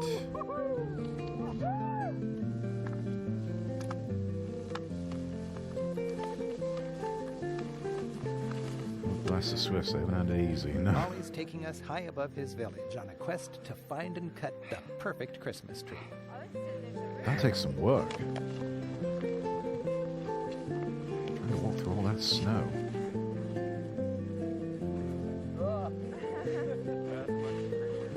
What do you think? I like your line, Ollie. Yeah, this is a good tree. I think we should cut it.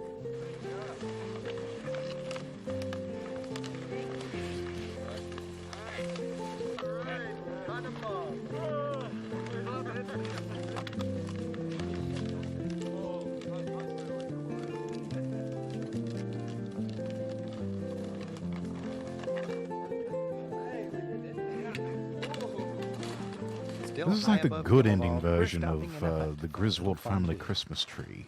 We've got the tree. Yes. Yeah, that was quite a bit of work. This feels just right in the winter, doesn't it? When it's cold outside. Fondue. Perfect. Fico means fondue is gut och gibt a gute Luna, and it means in English fondue is delicious and gives a good mood. So if you have a party, you know that it's going to be... Yes, everybody knows what fico means. If there's fondue, it'll be a good ambience. Yes. Got that It's right. impossible not to linger in this cozy setting. Before we know it, the light Perfect outside time of year for begins that to sort of fade. thing. Rex, have you heard of Get It a Tick? No, I haven't heard of that. No, that's a new one on me. Here's to Happy Christmas. Yeah. Cheers.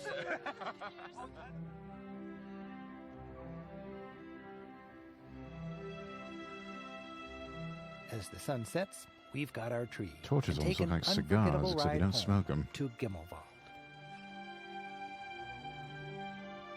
Canada's this mix of English, German, Swiss, and Irish and Scottish culture.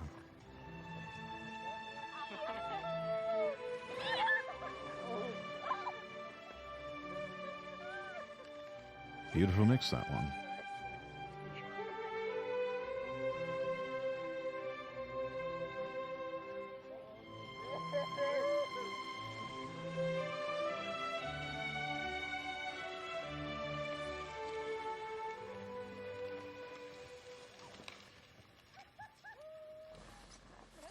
Back in the village, the kids take the tree home, and we've been invited to enjoy another Christmas tradition. Fine rendition. While I of grew up Ave opening Maria, windows on a yeah. paper advent calendar, up here, the windows are real.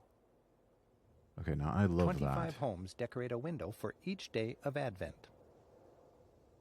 The sense of anticipation is the same as day by day Christmas approaches. Now this is a fun concept, especially when a community comes together like this, and they all just sort of decide on the numbering and everything, and they say, hey, you know what? We're going to turn the windows of our houses into this IRL advent calendar or whatever. That's beautiful. I love this. It's such a neat way for homeowners to, kind of get creative and have a little fun with the whole advent calendar theme. I should love to see more of this in other parts of the world. In the 1960s, we gained Swiss influence when we invited some Monterey experts from Switzerland. They also brought chalet culture. Oh, interesting.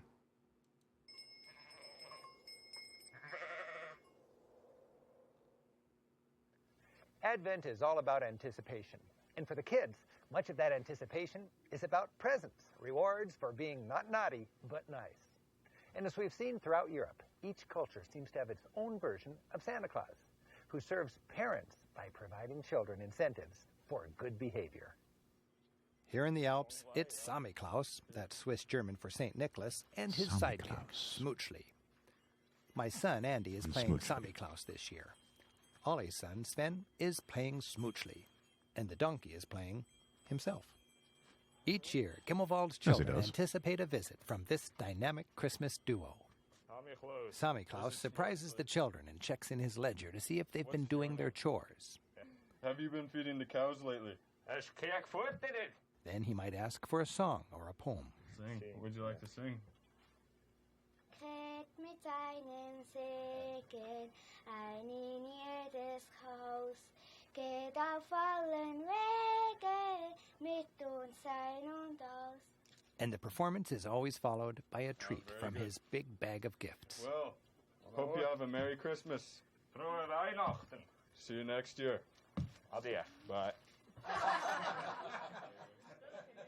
Mission accomplished, and it's time for dinner. Back home, Grandma and Grandpa have joined the gang as we settle into a classic Swiss Christmas Eve. After dinner, both our families gather in the living room. Lighting the candles is a treat our children will always remember.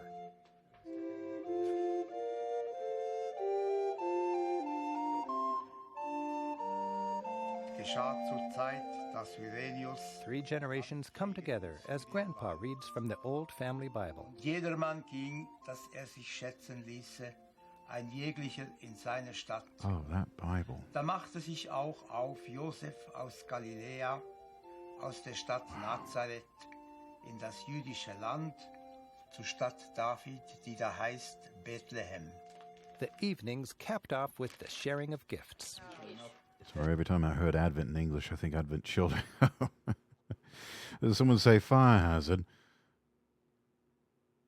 Looks like it's yeah. No, that is a very old Bible, and yeah.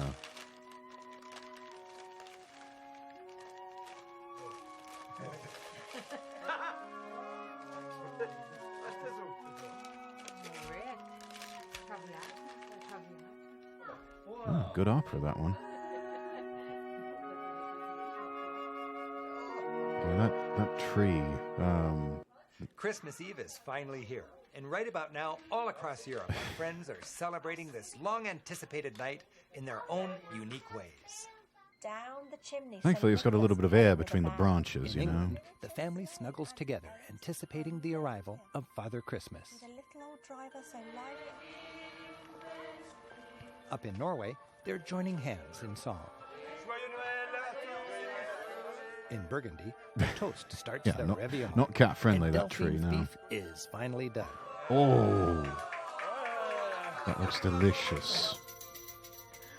In Austria, the children discover what their grandparents have been hiding from them.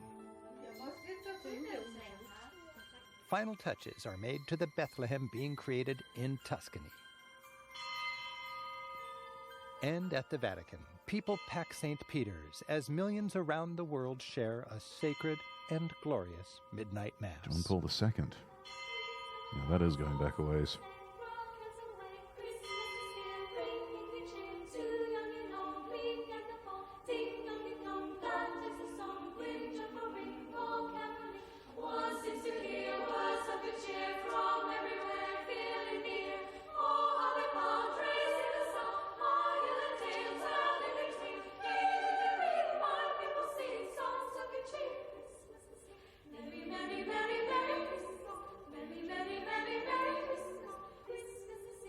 In French. Oh yeah, Joyeux Noël.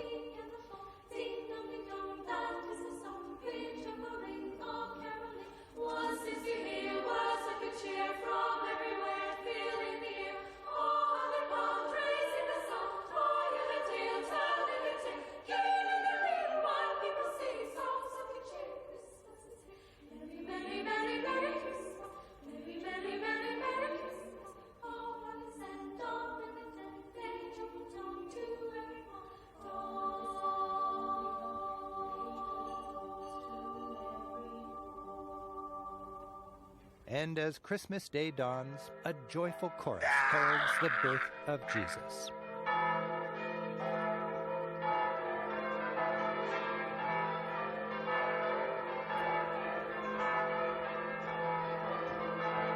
Nice troll there, Goose.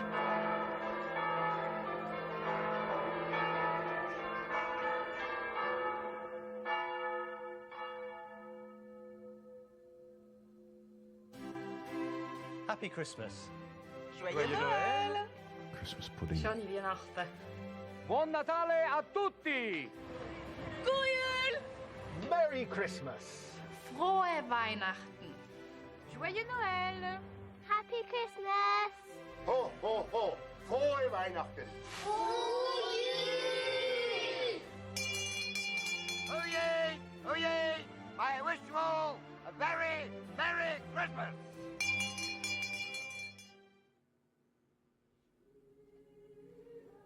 Oh, that was fun. Wah. Wah.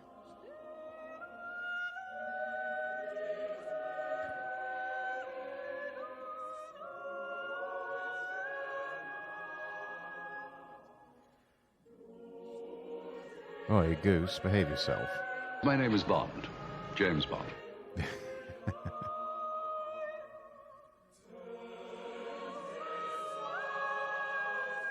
Let's see.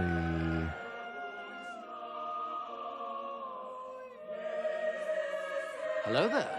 Hello there. Your nobility points burning a hole in your pocket, I see.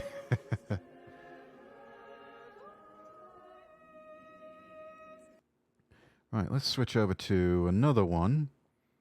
Let's go over to Japan and see how they do Christmas. Hi guys, welcome back to another episode of Tokyo Daily. If you're new here, my name is Spencer and thank you for watching our channel, and we want to say Merry Christmas to you all. If you're wondering what Christmas is like here in Japan, stay tuned because this video will show you the three main features of Japanese Christmas, their decorations, and what they eat. Thank you for the hydrate. As well as who they celebrate this special day with. Let's get to it.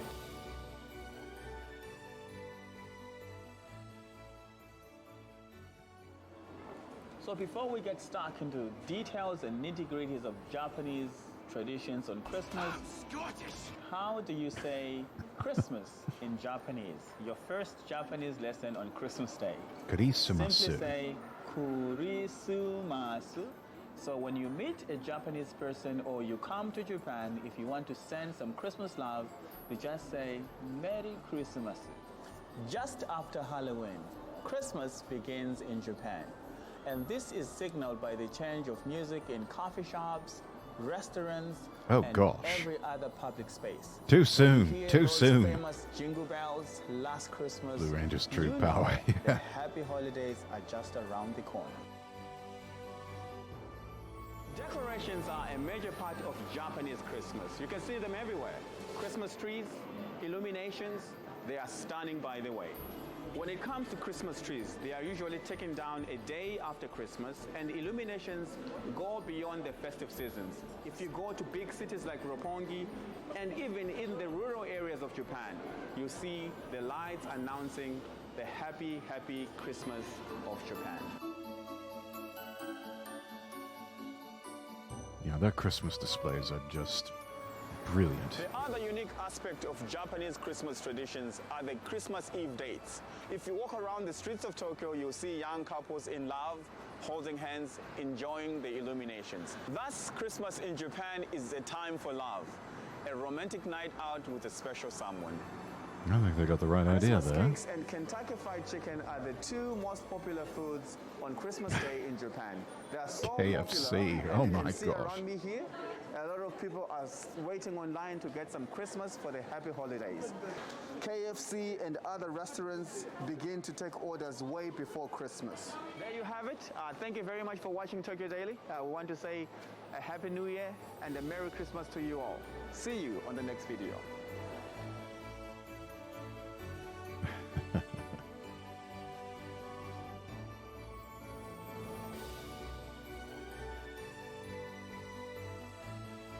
Oh, look at that.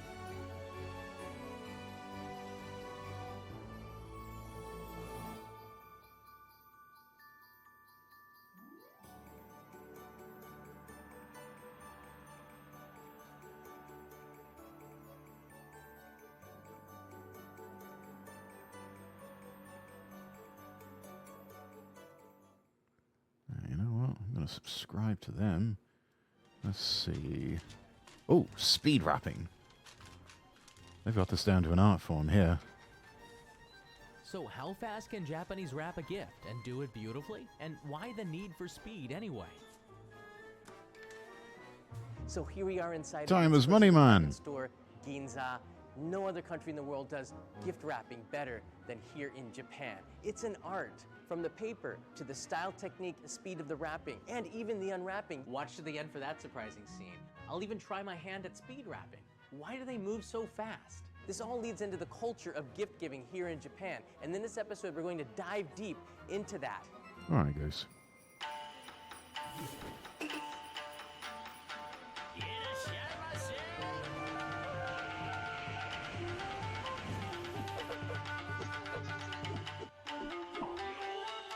Only in Japan. To find the fastest, head to Osaka. A confection shop near Juso Station, a busy intersection, is famous for their mochi and their wrapping. When it comes to gift wrapping, nobody does it faster than this Mitsudashi Dango shop here in Osaka. There is almost always a line of waiting customers. Let's get a demonstration from a master gift wrapper.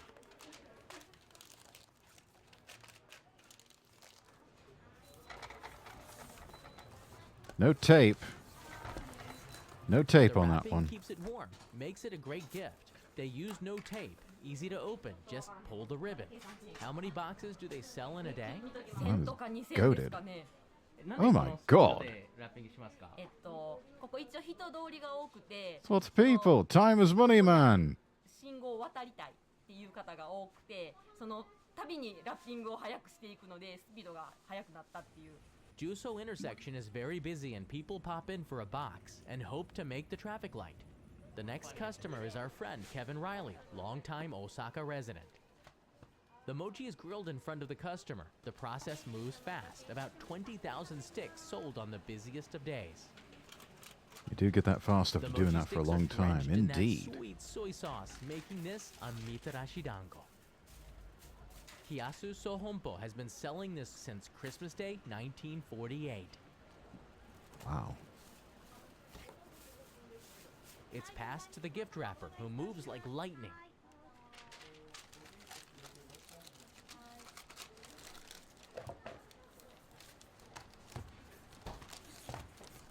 It's incredible. A ridiculous 13 seconds flat. We made the traffic light and shared it while it was still hot. The mitarashi dango is in a pleasantly sweet soy sauce glaze, a must-eat street food when in Osaka. Wow.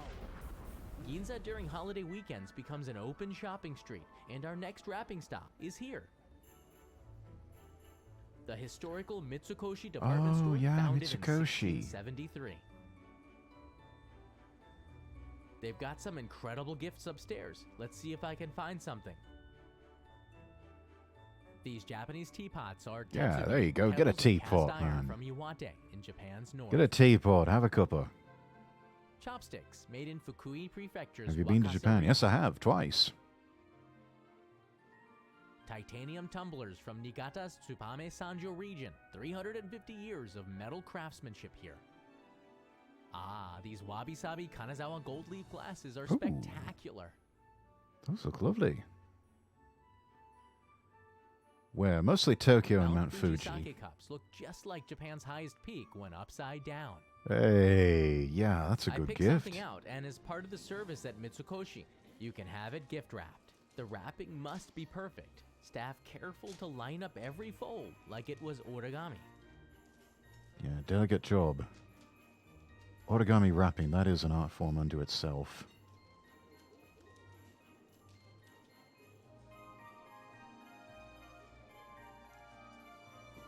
It doesn't take very long. It's wrapped with only one piece of tape. You That can is see like the a wrapping magic. also shows the Mitsukoshi brand on every side. Japanese department stores have an Clever. excellent reputation for omotenashi, or Japanese service for the customer. Yes, they surpassing do. my expectations, of course. I wanted to challenge the staff, so I gave them a cylinder to wrap, a bottle of sake, or possibly a wine glass. Oh, okay. So bunching up the paper there on one end. And then a couple of folds, rolling it. Bunch up once again. That's interesting. Perfect. It seems like they're ready for any wrapping challenge here. Japanese have many gift-giving situations, from weddings and anniversaries, graduation, showers and birthdays, to Brilliant. the summer Ochugen and winter Oseibo gift-giving seasons, given to those who you want to show appreciation to or build stronger relationships with. There are a number of do's and don'ts with gift-giving in Japan, if it's for essential business or a sensitive event. Avoid giving gifts in a set of 4 or 9. Huh. Do receive and give gifts with both hands. Refuse up to 3 times. Avoid opening in front of others. Avoid certain colors. Try to return a gift next time. Use respectable wrapping paper designs. Don't use respectable wrapping paper designs. Avoid certain flowers. This is a lot of rules. This sounds excessively complicated. They better be paid $10 above the regular positions. I imagine they get some sort of bonus for doing this sort of work. Like a funeral where you don't want to make a mistake, consult a pro. That's what many Japanese do. Before gifts were wrapped in paper, they were wrapped in cloth. The history of wrapping in Japan goes all the way back to the 8th century, the Nara period, when the emperor's possessions were wrapped up in a cloth that's now known as a furoshiki. Back then, paper was really Furoshiki. expensive. The furoshiki was the answer for wrapping. I know a shop here in the Ningyocho area with some history that will show us how to wrap using a furoshiki. This is Karakusaya, which has been making furoshiki since the Meiji period.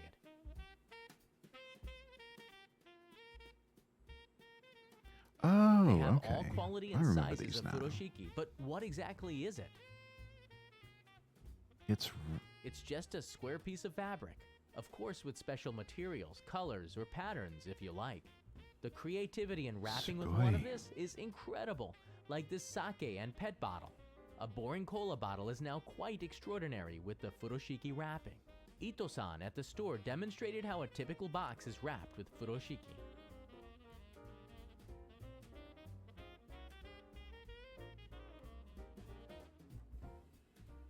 The toughest part is the knot, almost like the obi sash on a kimono.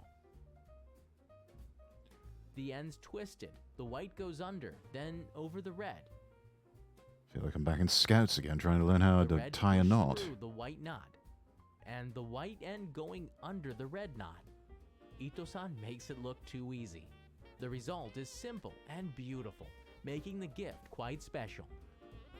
Reminds me of why I use a clip-on bow tie for my tuxedo. And use it for many other things. It's a good skill to learn. Indeed. Prices vary on the quality of material.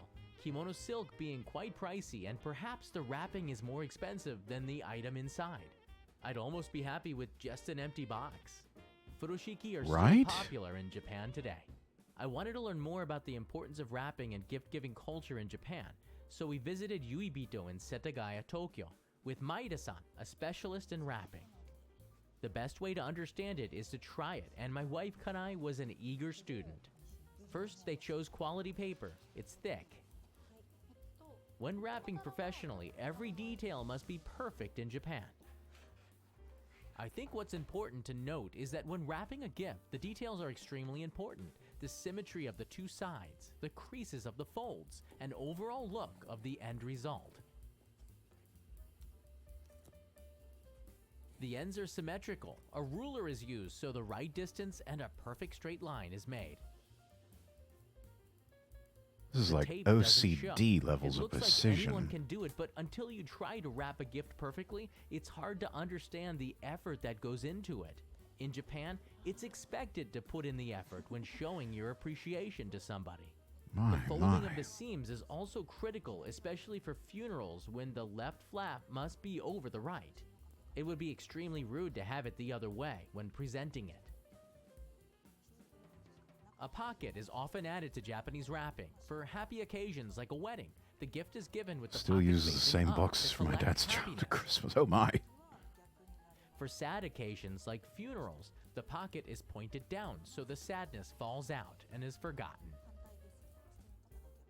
Interesting. ラッピングがあってこそ商品が引き立つというか、その中身は、正直何が欲しいって聞かれて何でもいいよってこう答える方多いと思うんですよ。でなのでこうあげることもらうこと自体が大事であって中身がそんなに大事ではないというかギフトを差し上げる、もしくはもらうそのコミュニケーション自体が大事なのでそこにラッピングというもので商品をより丁寧にしましたと送る気持ちをよりなんていうんですかね価値をつけましたっていうのが大事な場合もあります。 Almost makes it too pretty to open. Maeda-san has innovated a new kind of wrapping for people with physical disabilities. It's called barrier-free wrapping, and Kanai tried it with one arm in a sling. One tug at the ribbon, it uses no tape and opens easily. That is very The clever. presentation is beautiful.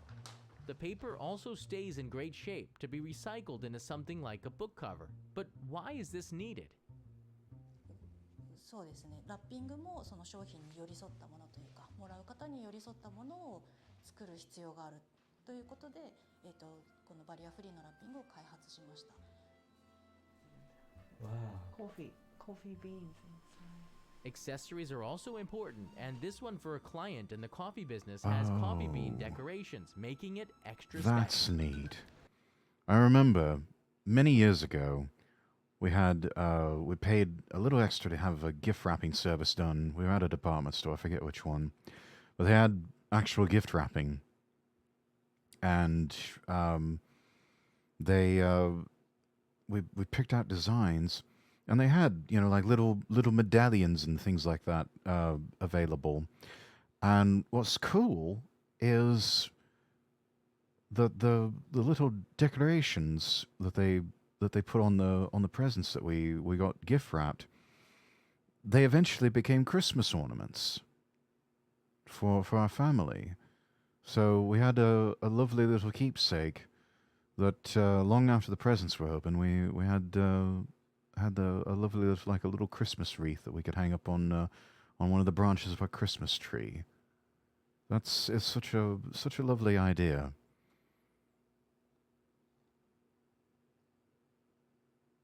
Yeah, practical gifts. Yeah, no, that's a good idea, Goose. Yeah. Protective cases, games I want to play. Yeah, the practical stuff. When I was in Mitsukoshi's basement, I found a shop selling cookies, wrapping it super quick. Oh yeah, quick bit of trivia here, chat. The way that most Japanese department stores are set up, the basement level is where you go to for the food. So that's where the sweet shop is. That's where the deli is. That's where you get prepackaged meals. All of the food is just fantastic and delicious and just wonderful. I mean, it's just a feast for the eyes and for the stomach. Wanted to be a rapper and wondered just how hard it could be to work here fast rapping just like this. That is brilliant. Their main shop is in Omotesando.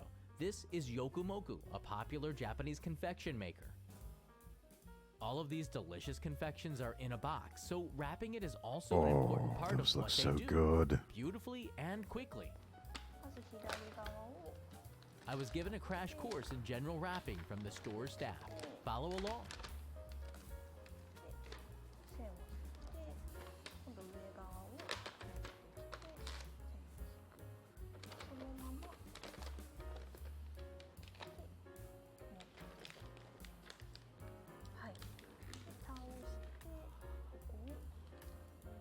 Well, book storage, that's clever.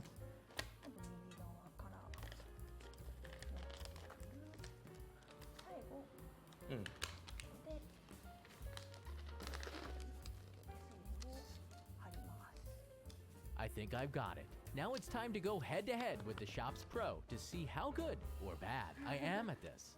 Here's what happened. Things went okay in the first fold. Then Excellent choice of music, the William Tell Overture. Okay, John, we're going to have to get past that one fold there. Give him something at least. When speed is crucial, a novice will panic.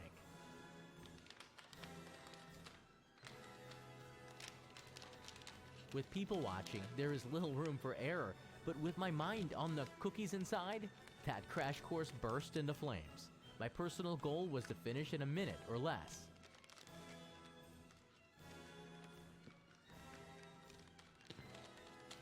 Oh, that's not happening, is it? 1 minute, 25 seconds. An original wrap job, too. My wrapping style offers customers a sneak peek at the contents. Oh, wow. Not always a bad thing. The wrapping folds have lines, though not straight. They are artistic. To be fair, my attempt would probably be my attempt would be just this shit. I didn't stand a chance. Well done to the champion. My box might not look as good, but I got to take home both of them, and in the end, I can't Hey, there you say go. that Good it consolation was. prize. The wrapping of gifts in Japan can be as important as the gift itself, but what about how Japanese open a gift? It's usually done without ripping the paper at all. Unlike yours truly, especially at Christmas when Yeah, ripping that's it just open reusable. like a maniac is part of the fun. Here's a dramatization of what I mean. I show my appreciation with my excitement, opening it up quickly.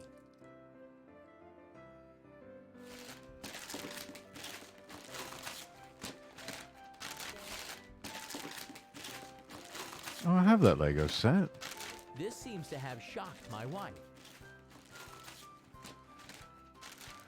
A wonderful gift. I married an absolute maniac. You madman. In Japan, this is complete insanity, but for me, it's Christmas morning. Sure, take mom's side. To me, it's not Christmas or a birthday party without a lot of ripped paper. A lot of ripped paper. Lots and lots of ripped paper. 紙ラッピングも含めてプレゼントだっていう考え方で受け取る方が多いと思いますので、そのいただいたものをこう粗雑に扱うっていうのはちょっと罪悪感があるというか、相手に対して失礼なので、開ける時もきれいに開けて大事に扱うと、紙も捨てずに取っておくっていうのが一般的かなと思います。どうしても、日本人はそうですね。Speed wrapping in Japan for stores is more of a service that they offer their customers, part of omotenashi. But when it comes to the culture of gift giving in Japan, we learned that the exterior, the beauty of the wrapping, can often be as important as what's inside. I hope you learned a lot from this episode. If you liked it, hit that subscribe button and join me on another adventure to every corner of this amazing country. Happy holidays from Tokyo, Japan. Merry Christmas, everybody. Merry Christmas, John.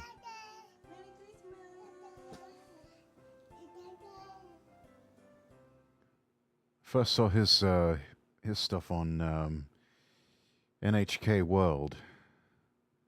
Let's see. Oh, here's a good one.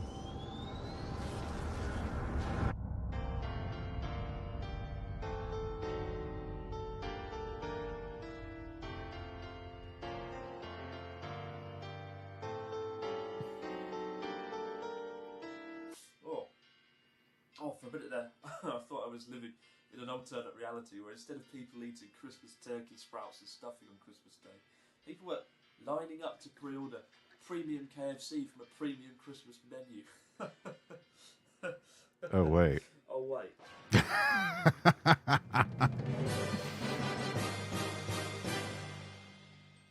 Christmas isn't technically a celebrated holiday here in Japan, with about 1% of Japanese people estimated to be Christian. But as is often the case with Japan taking foreign ideas and products and adapting them for the domestic market, Christmas is no exception.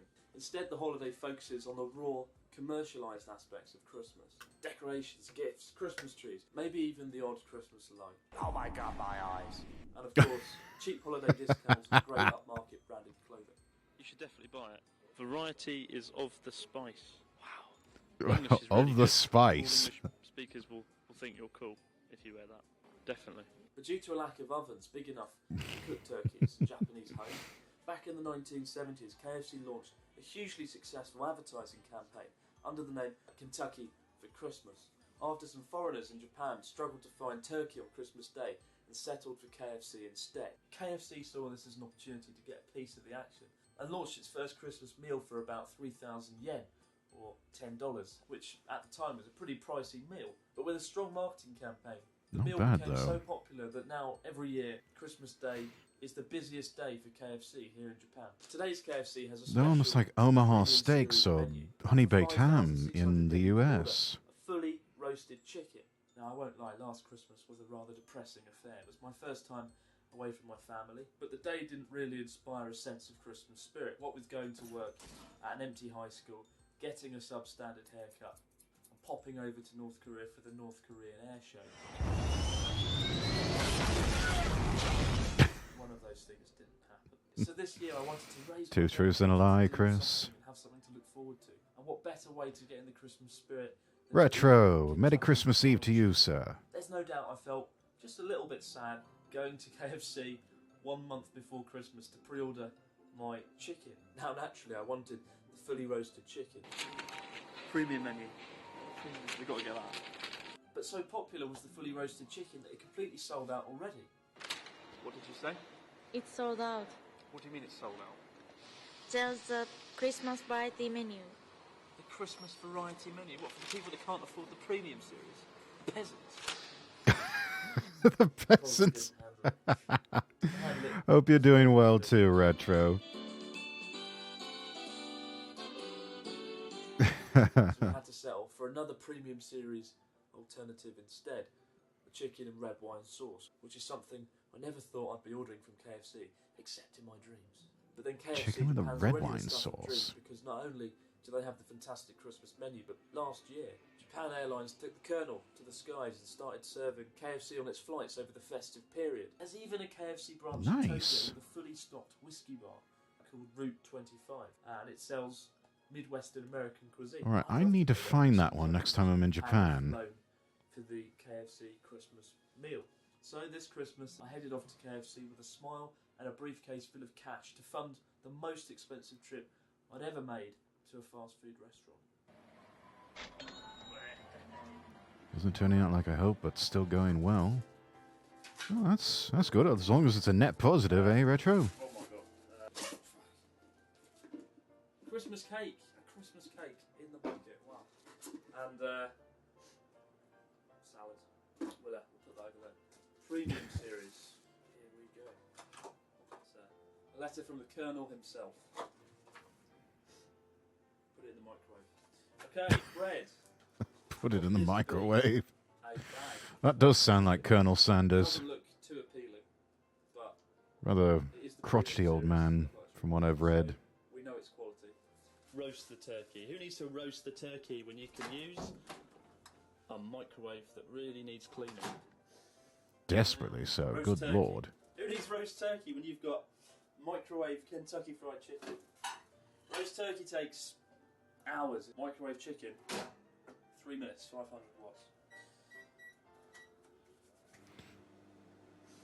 Smells delicious. It's supposed to be chicken in a kind of wine sauce, so here we go. That's good. That is like maybe an 8.5 out of 10, maybe a 9. The Colonel will be proud. That is the face of Christmas. He's a man from Kentucky, and he knew how to batter chicken really effectively. 11 herbs and spices. Who knows, in a few years, we could be leaving out milk and cookies for the Colonel instead. Would that be a bad thing? Yeah, probably. Spotted this now, must use it. must use what? Retro. Womp womp. Womp womp. Womp womp. Let's see. What else we've got to choose from here?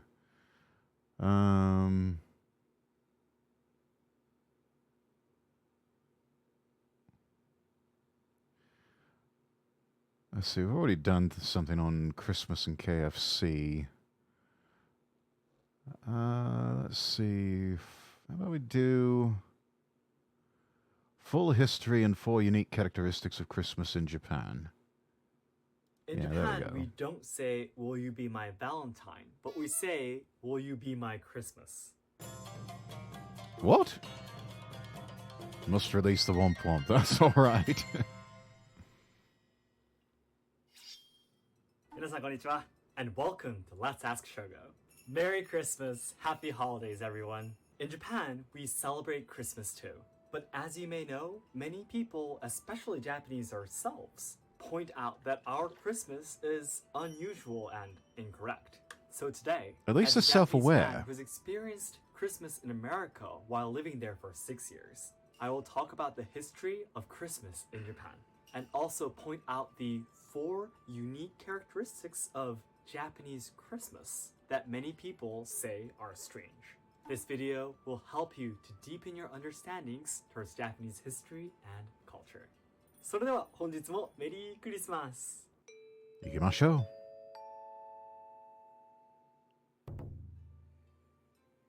う。Oi. First, let me start from explaining about the history of Christmas in Japan. Christianity was introduced to Japan in 1549 during the Civil War era.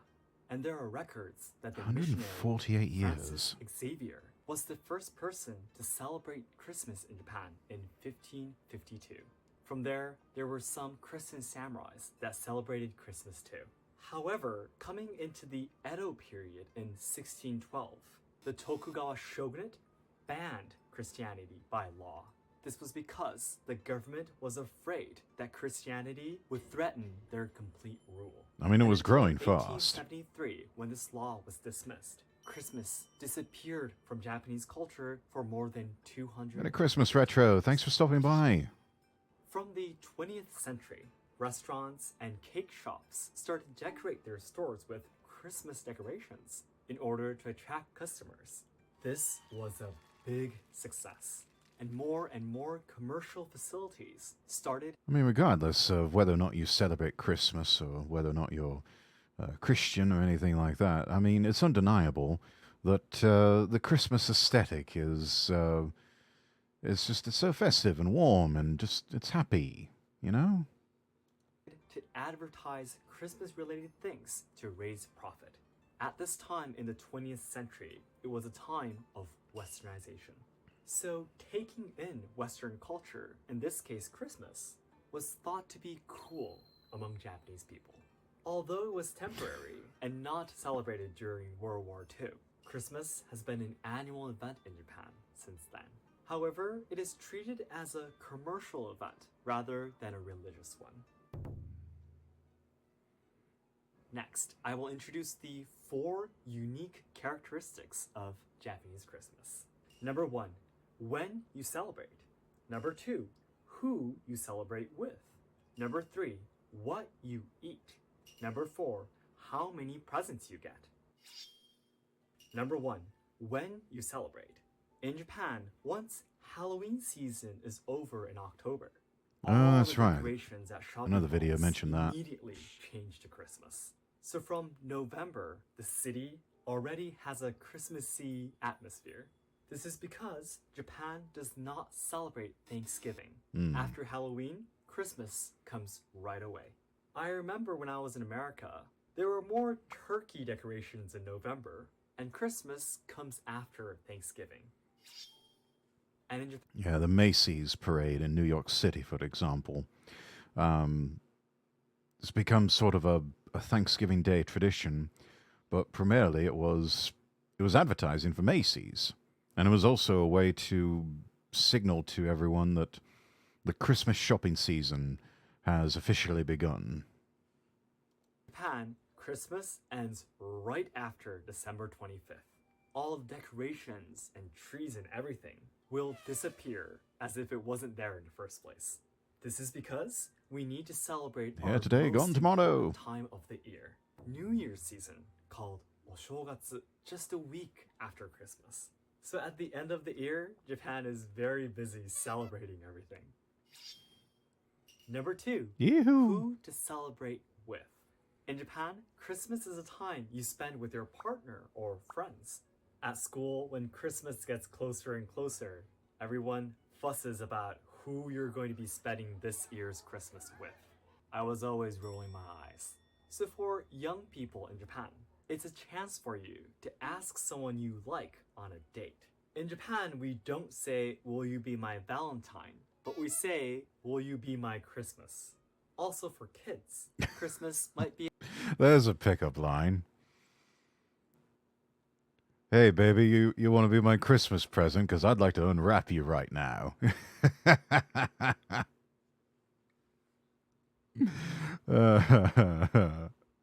be a chance to enjoy a small party at someone's house. So unlike in the States, it's definitely not an occasion for family gathering. Interesting. Number 3, what you eat. If a Japanese person imagines a Christmas dinner, it's going to be chicken from KFC and a Christmas cake. Why are these two the must-eat in Japanese Christmas? I mean, there are worse things, First of all, I suppose. Let's talk about KFC. KFC was introduced to Japan in 1970, but it is said that they were having a hard time raising profits in the beginning. There are Oh, yeah, when your building's falling down like that. on how they got into Christmas marketing. One is that a nearby Christian preschool asked KFC to come to their party with fried chicken and in a Santa costume. The owner of KFC at that time wore a Santa costume and joined the party, and the kids were very happy. Second is when a foreign man living in Japan went to KFC and asked for chicken to celebrate Christmas. In any case, KFC got the idea of selling their chicken as a Christmas tradition. Just sort of They became a started thing. making Christmas limited sets and sales. This was a big success, and they still continue the Christmas campaigns today. However, recently every supermarket and stores sell chicken on Christmas, so it doesn't always have to be KFC. Might even be But better what if it about wasn't. the Christmas cakes? As I explained when I talked about the history of Christmas, there were some cake and sweet shops that started to decorate and sell Christmas merchandise to attract customers. The old and famous sweets shop Fujiya was one of the first to do this. Hmm. And they were the one that made a Christmas cake for the first time, with small sugar sandwiches hello. and cheese on strawberry cakes. Their marketing was Strawberry a big cakes. success too, and the tradition of buying cakes still exists today. Number 4. Not How bad. many What do you presents do with you a get? Christmas cake from This is Japan? something that, although I lived in America for 6 years, did not know until I made this video. In Japan, it's quite common for children to just receive one gift. I swear, there's no strawberries Even in when I it. was living in America, my parents are both Japanese, so this was normal for me. As far as I have done some research, it seems that you get a lot more than just one, right? Please let me know Yes. in the comments below. Lots and By lots the of way, presents. Why is it normal for kids to just receive one gift for Christmas? This is my personal guess, but I think it's because Oshogatsu, New Year's season, comes right after Christmas. In Oshogatsu, there is a tradition where kids receive something called otoshidama. We give our children and relatives' children money in special envelopes to celebrate the New Year. So if Japanese parents give their kids too many presents, their wallets will be empty before the New Year seasons. Ah, yes, it's an economical reason. Indeed, all right. You're telling me you get gifts? Well, yes, of course. You don't get gifts, Kogani? Question mark? Lastly, today's conclusion. Christianity was introduced to Japan in 1549, and That- Christmas started to be celebrated God, that around that time. sounds so However, in the Edo sad, period in Kogani. 1612, Christianity was I'm banned by sorry. the government because it threatened the absolute rule of the shogunate. This law was dismissed in 1873, and Christmas started to be celebrated again among Japanese people as a commercial event. There are 4 unique characteristics of Japanese Christmas. 1. When you celebrate. In Japan, Christmas is celebrated from the beginning of November because we don't have Thanksgiving, and all the trees and decorations will be taken away immediately after I like that December Shogo summarizes because things we at need to be the ready for end. New Year's season. 2. Who you celebrate with. In Japan, we celebrate Christmas with partners or friends, and surely not with family. It's No, mainly no a chance family. For young people to ask someone you like out on a date. Just kidding. 3. What you eat. Friendships and bonds are Christmas my dinner is gifts. mainly KFC chicken I suppose and it's a good Christmas way of looking at it. This tradition still exists today because of the success of these shops' marketing. 4. How many presents you get. Children will only receive one present for Christmas in Japan. This is probably because parents will have to give their children otoshidama, which are money gifts given in New Year's season. Just So basically, you get a gift, and then you get a gift card or cash, which I suppose is a sensible approach. week afterwards. So that's it for today. Thank you very much for watching. If you learned something new about Japanese Christmas from this video, please hit the like button to let me know. And it will be great if you can share this video to your friends and family. And my goal is to achieve 10,000 subscribers by July 2021, so your help is what I need. Thanks again, and I'll Well, see you. let's see here, Shogo. You've got 1.71 million subscribers, so I think you're good, mate. I think you're good. Let's see what else we've got to look at here.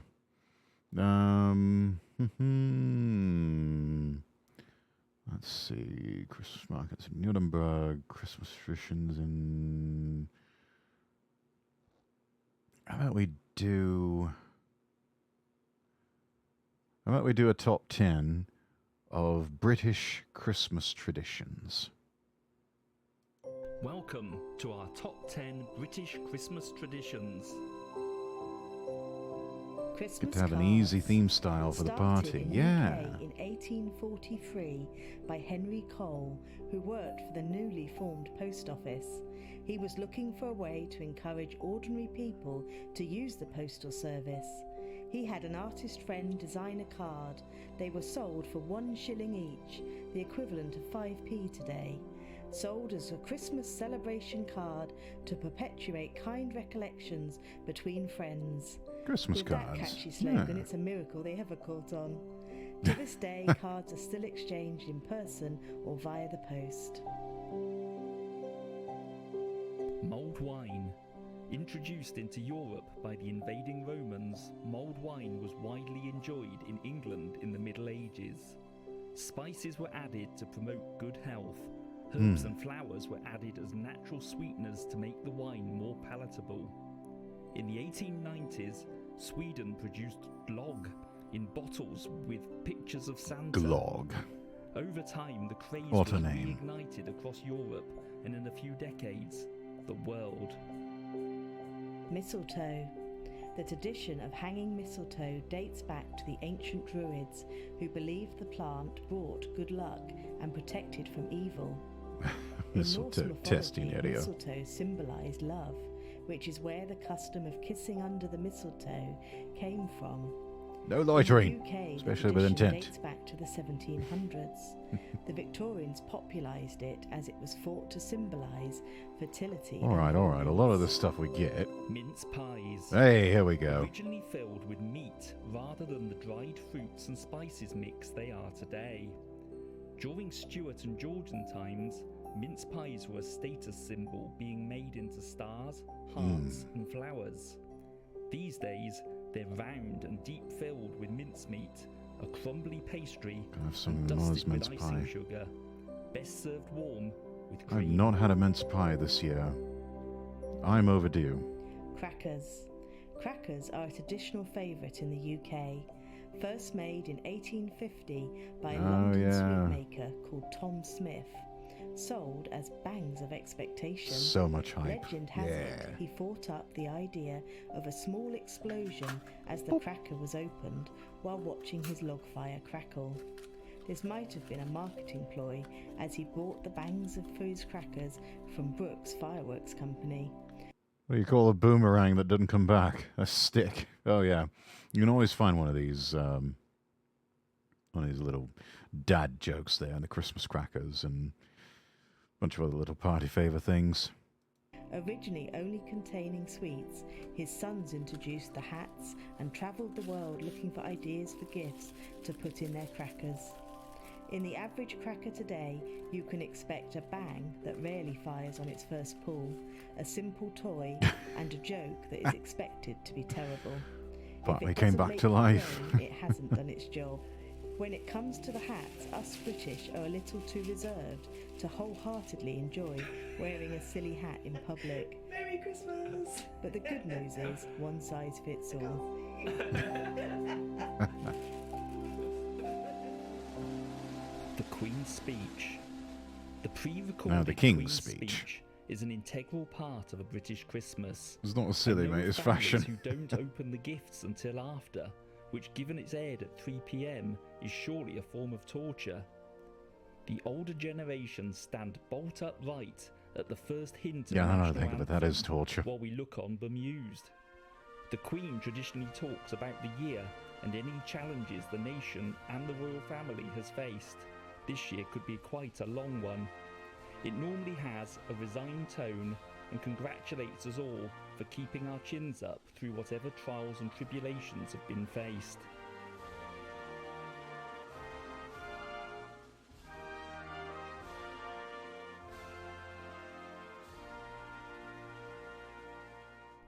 Festive lunch. I can taste it now. The succulent turkey, fluffy roast potatoes, sausages wrapped in bacon, meaty stuffing, vegetables and gravy poured over. Yes. Delicious. A traditional British Christmas meal is served as a often running a bit late lunch, sat up at a festively decorated table, including wine and crackers. Oh. It's possibly my favourite meal of the year. God, I see all of this. Oh, so delicious. So delicious. I see good food like this and just makes me go nuts. Not least as Dan cooks it. They wrap it in British bacon. Yeah, they people wrap are the very sausages in keen on bacon. Christmas lunch and all the trimmings.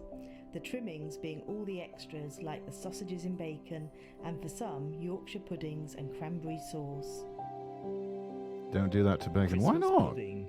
It became our traditional Christmas dessert around 1650, and by the time Victorians were celebrating, the same as we enjoy today.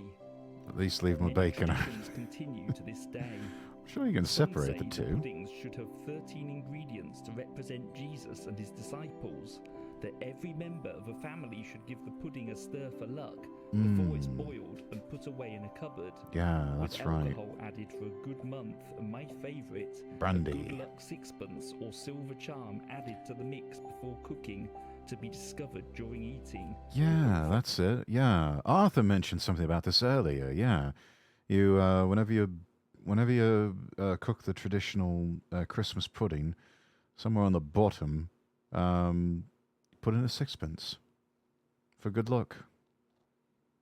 Really not breaking a tooth. I still remember sitting eyes wide as a child as the pudding was walked into the darkened room aflame. It's definitely part of the magic of Christmas. Boxing Day. Maybe a The cook, day but I after don't know these Christmas Day recipes. is called Boxing Day. It was traditionally a holiday for servants, and employers would give gifts. Servants also went home to visit and give gifts to their families. In cities, tradesmen Put and Undo women Bill at the would bottom. go door to door of Yeah, homes there they you had go. serviced that year to wish the occupants a Merry Christmas and hopefully receive a gift. I don't inspire anyone to These eat days, any, families every see it as bite. a I way know, to right? rest after all the celebration and cooking the day before. Children would play with their toys and meals are leftovers, though in our family we have a roast beef for dinner. Roast beef. 12th night. It's tradition to take down all your Christmas decorations by 12th night, which falls on the 6th of January, and it's considered bad luck to leave anything up. Unbeknown to me, in the past there was a whole 12th night celebration, celebrating the three wise men's visit to Jesus, including much partying and practical jokes. I like with plays, prime rib some and say steaks a lot. Shakespeare's Hey, 12th now Night we're was originally talking. performed on the night in the 1600s, and a rich fruit cake. Whomever found the bean hidden in the cake was pronounced Now king. that would be a Found great bean Christmas dinner. and is A obeyed Christmas for the rest of steak. the evening. Some form of the celebrations continue to this day.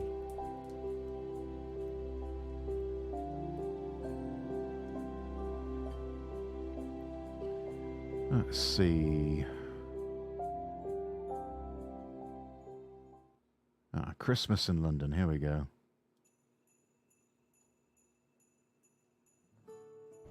It's a lady in London here. Today I'm coming to you from one of London's many Christmas markets. This city comes alive with festive cheer during the Christmas season, and I can't wait Tell to us take you're you not from and show around you there the without highlights. telling us you're not from From around lights there. to markets You can and only more, there's use a your lot to love accent. about this season. And make sure you watch till the end because I saved the best for last. You're sweet and savory or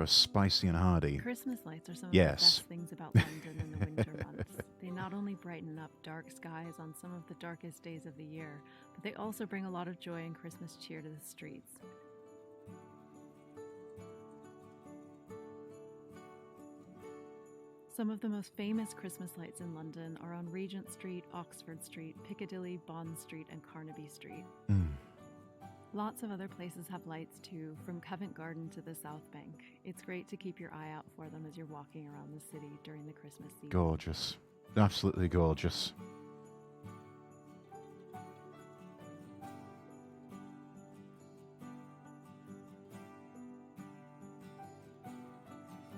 What about you, Kagani? Sweet and savory or spicy and hearty?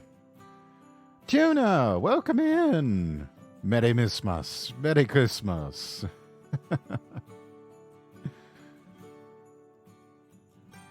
How's his lordship doing today? I'm doing all right, Abbott. I'm doing all right. Just sort of chilling, just sort of vibing. Taking a look at, taking a glimpse at celebrations of Christmas around the world. I like that spicy and hearty style. Ooh, yeah.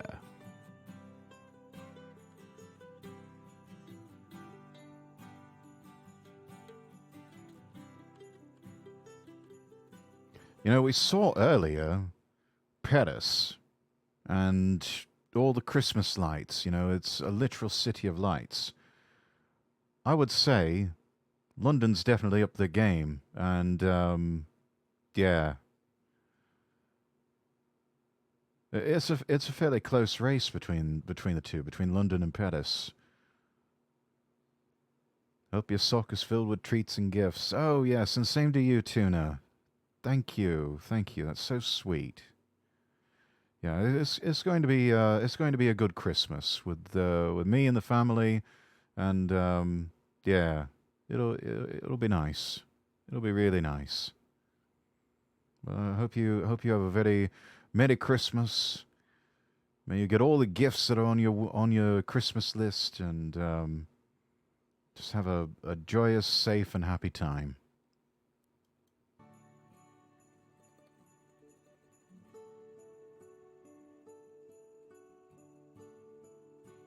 Oh, and thank you for renewing your gift sub. Thank you for that. Merry Christmas.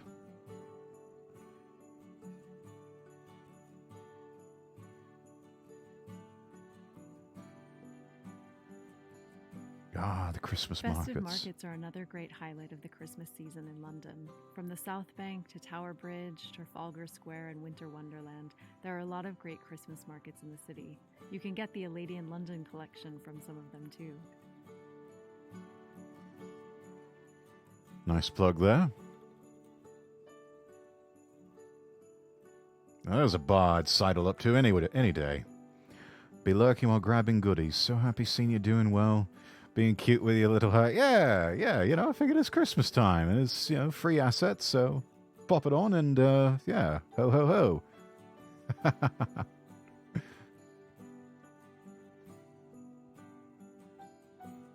Chocolate World. Now there's a world I want to visit.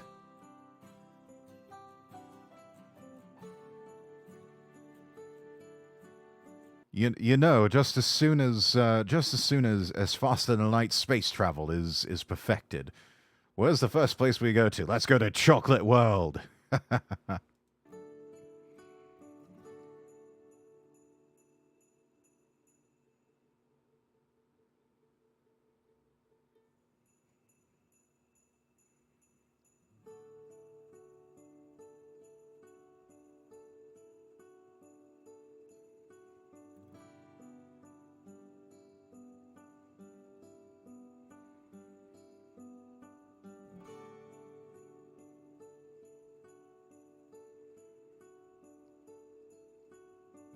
That neon light would work quite well for me. I'd be making a beeline for that mulled wine. Another great feature of Christmas in London is the Christmas trees that are dotted throughout the city. From Somerset House to Trafalgar Square and Covent Garden.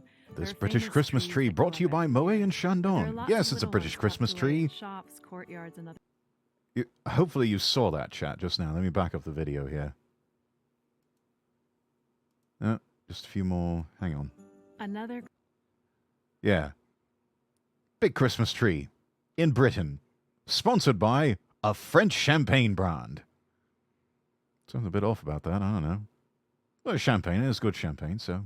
Great feature of Christmas in London is the Christmas trees that are dotted throughout the city. From Let's not Somerset overthink House this. To Trafalgar Square and Covent Garden. There are famous trees that go up every year, but there are lots of little ones tucked away in shops, courtyards, and other places, so it's good to keep an eye out for them as you go around the city.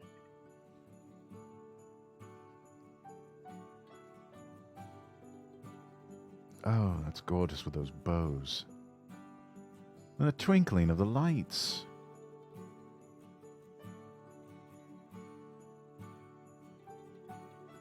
Yeah, you got to go around the shops. Shops are another highlight of Christmas in London. From Look at that, festive look at that. facades.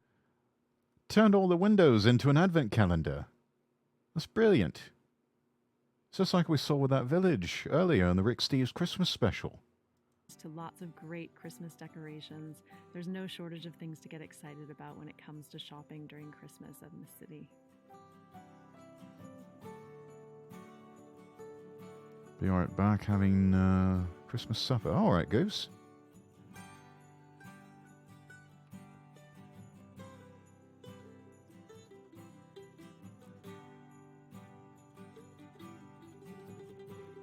I think that's... No, that's not. If you enjoy ice skating, Thanks for the lurk. there are lots of festive rinks that pop up every year throughout the city. Still going strong. Love to see that.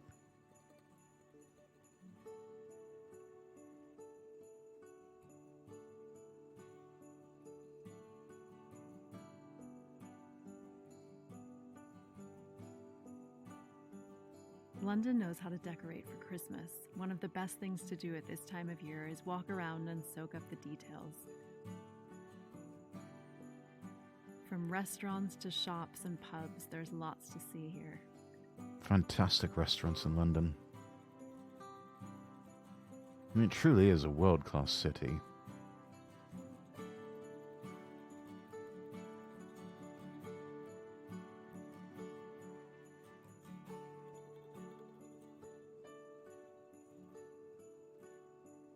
Oh, those beautiful Christmas wreaths. If I had to choose a favorite place in London at Christmas, it would be Covent Garden. There are so many amazing decorations, Christmas trees, shops, and more, and it's a great place to get into the spirit.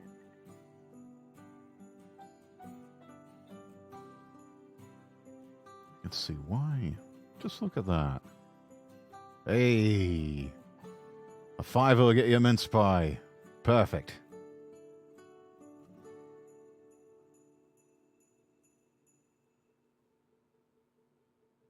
Disco Christmas.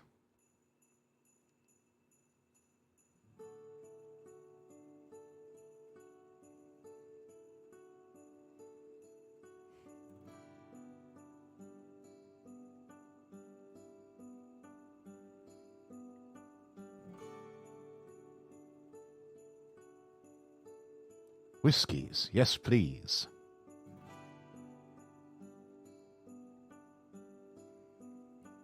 Hmm.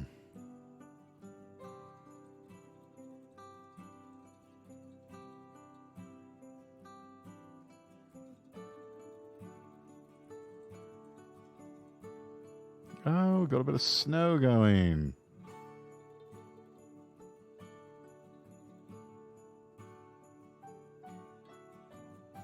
That's wonderful.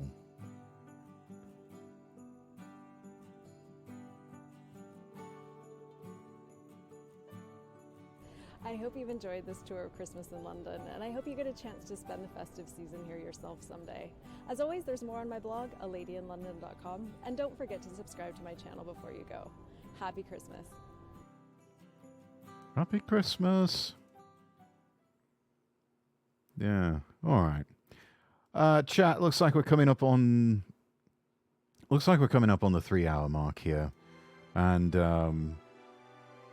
I do hear some preparations going on in the kitchen, and I do believe I and the family will be sitting down to a Christmas Eve dinner ourselves here soon. So, on that note, I think we had best cap it off here and find ourselves someone to raid. Thank you all. Oop, I'm muted. Hang on.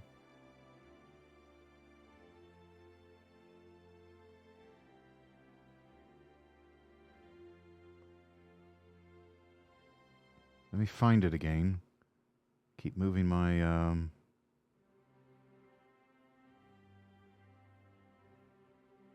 Let me play that for you again. Sorry about that.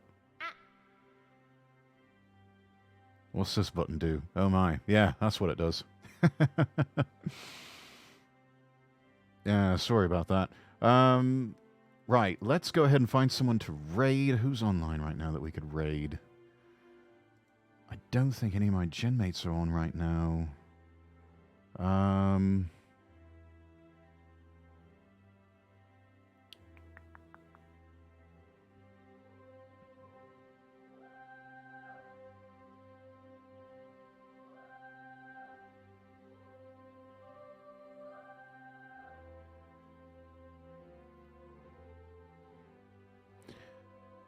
Cheers, Rex. Cheers, Abbott. Thank you so much. I tell you what. Why don't we try something different? How about some, I see 2 potential people we could raid. Let me just go over to one of their channels here.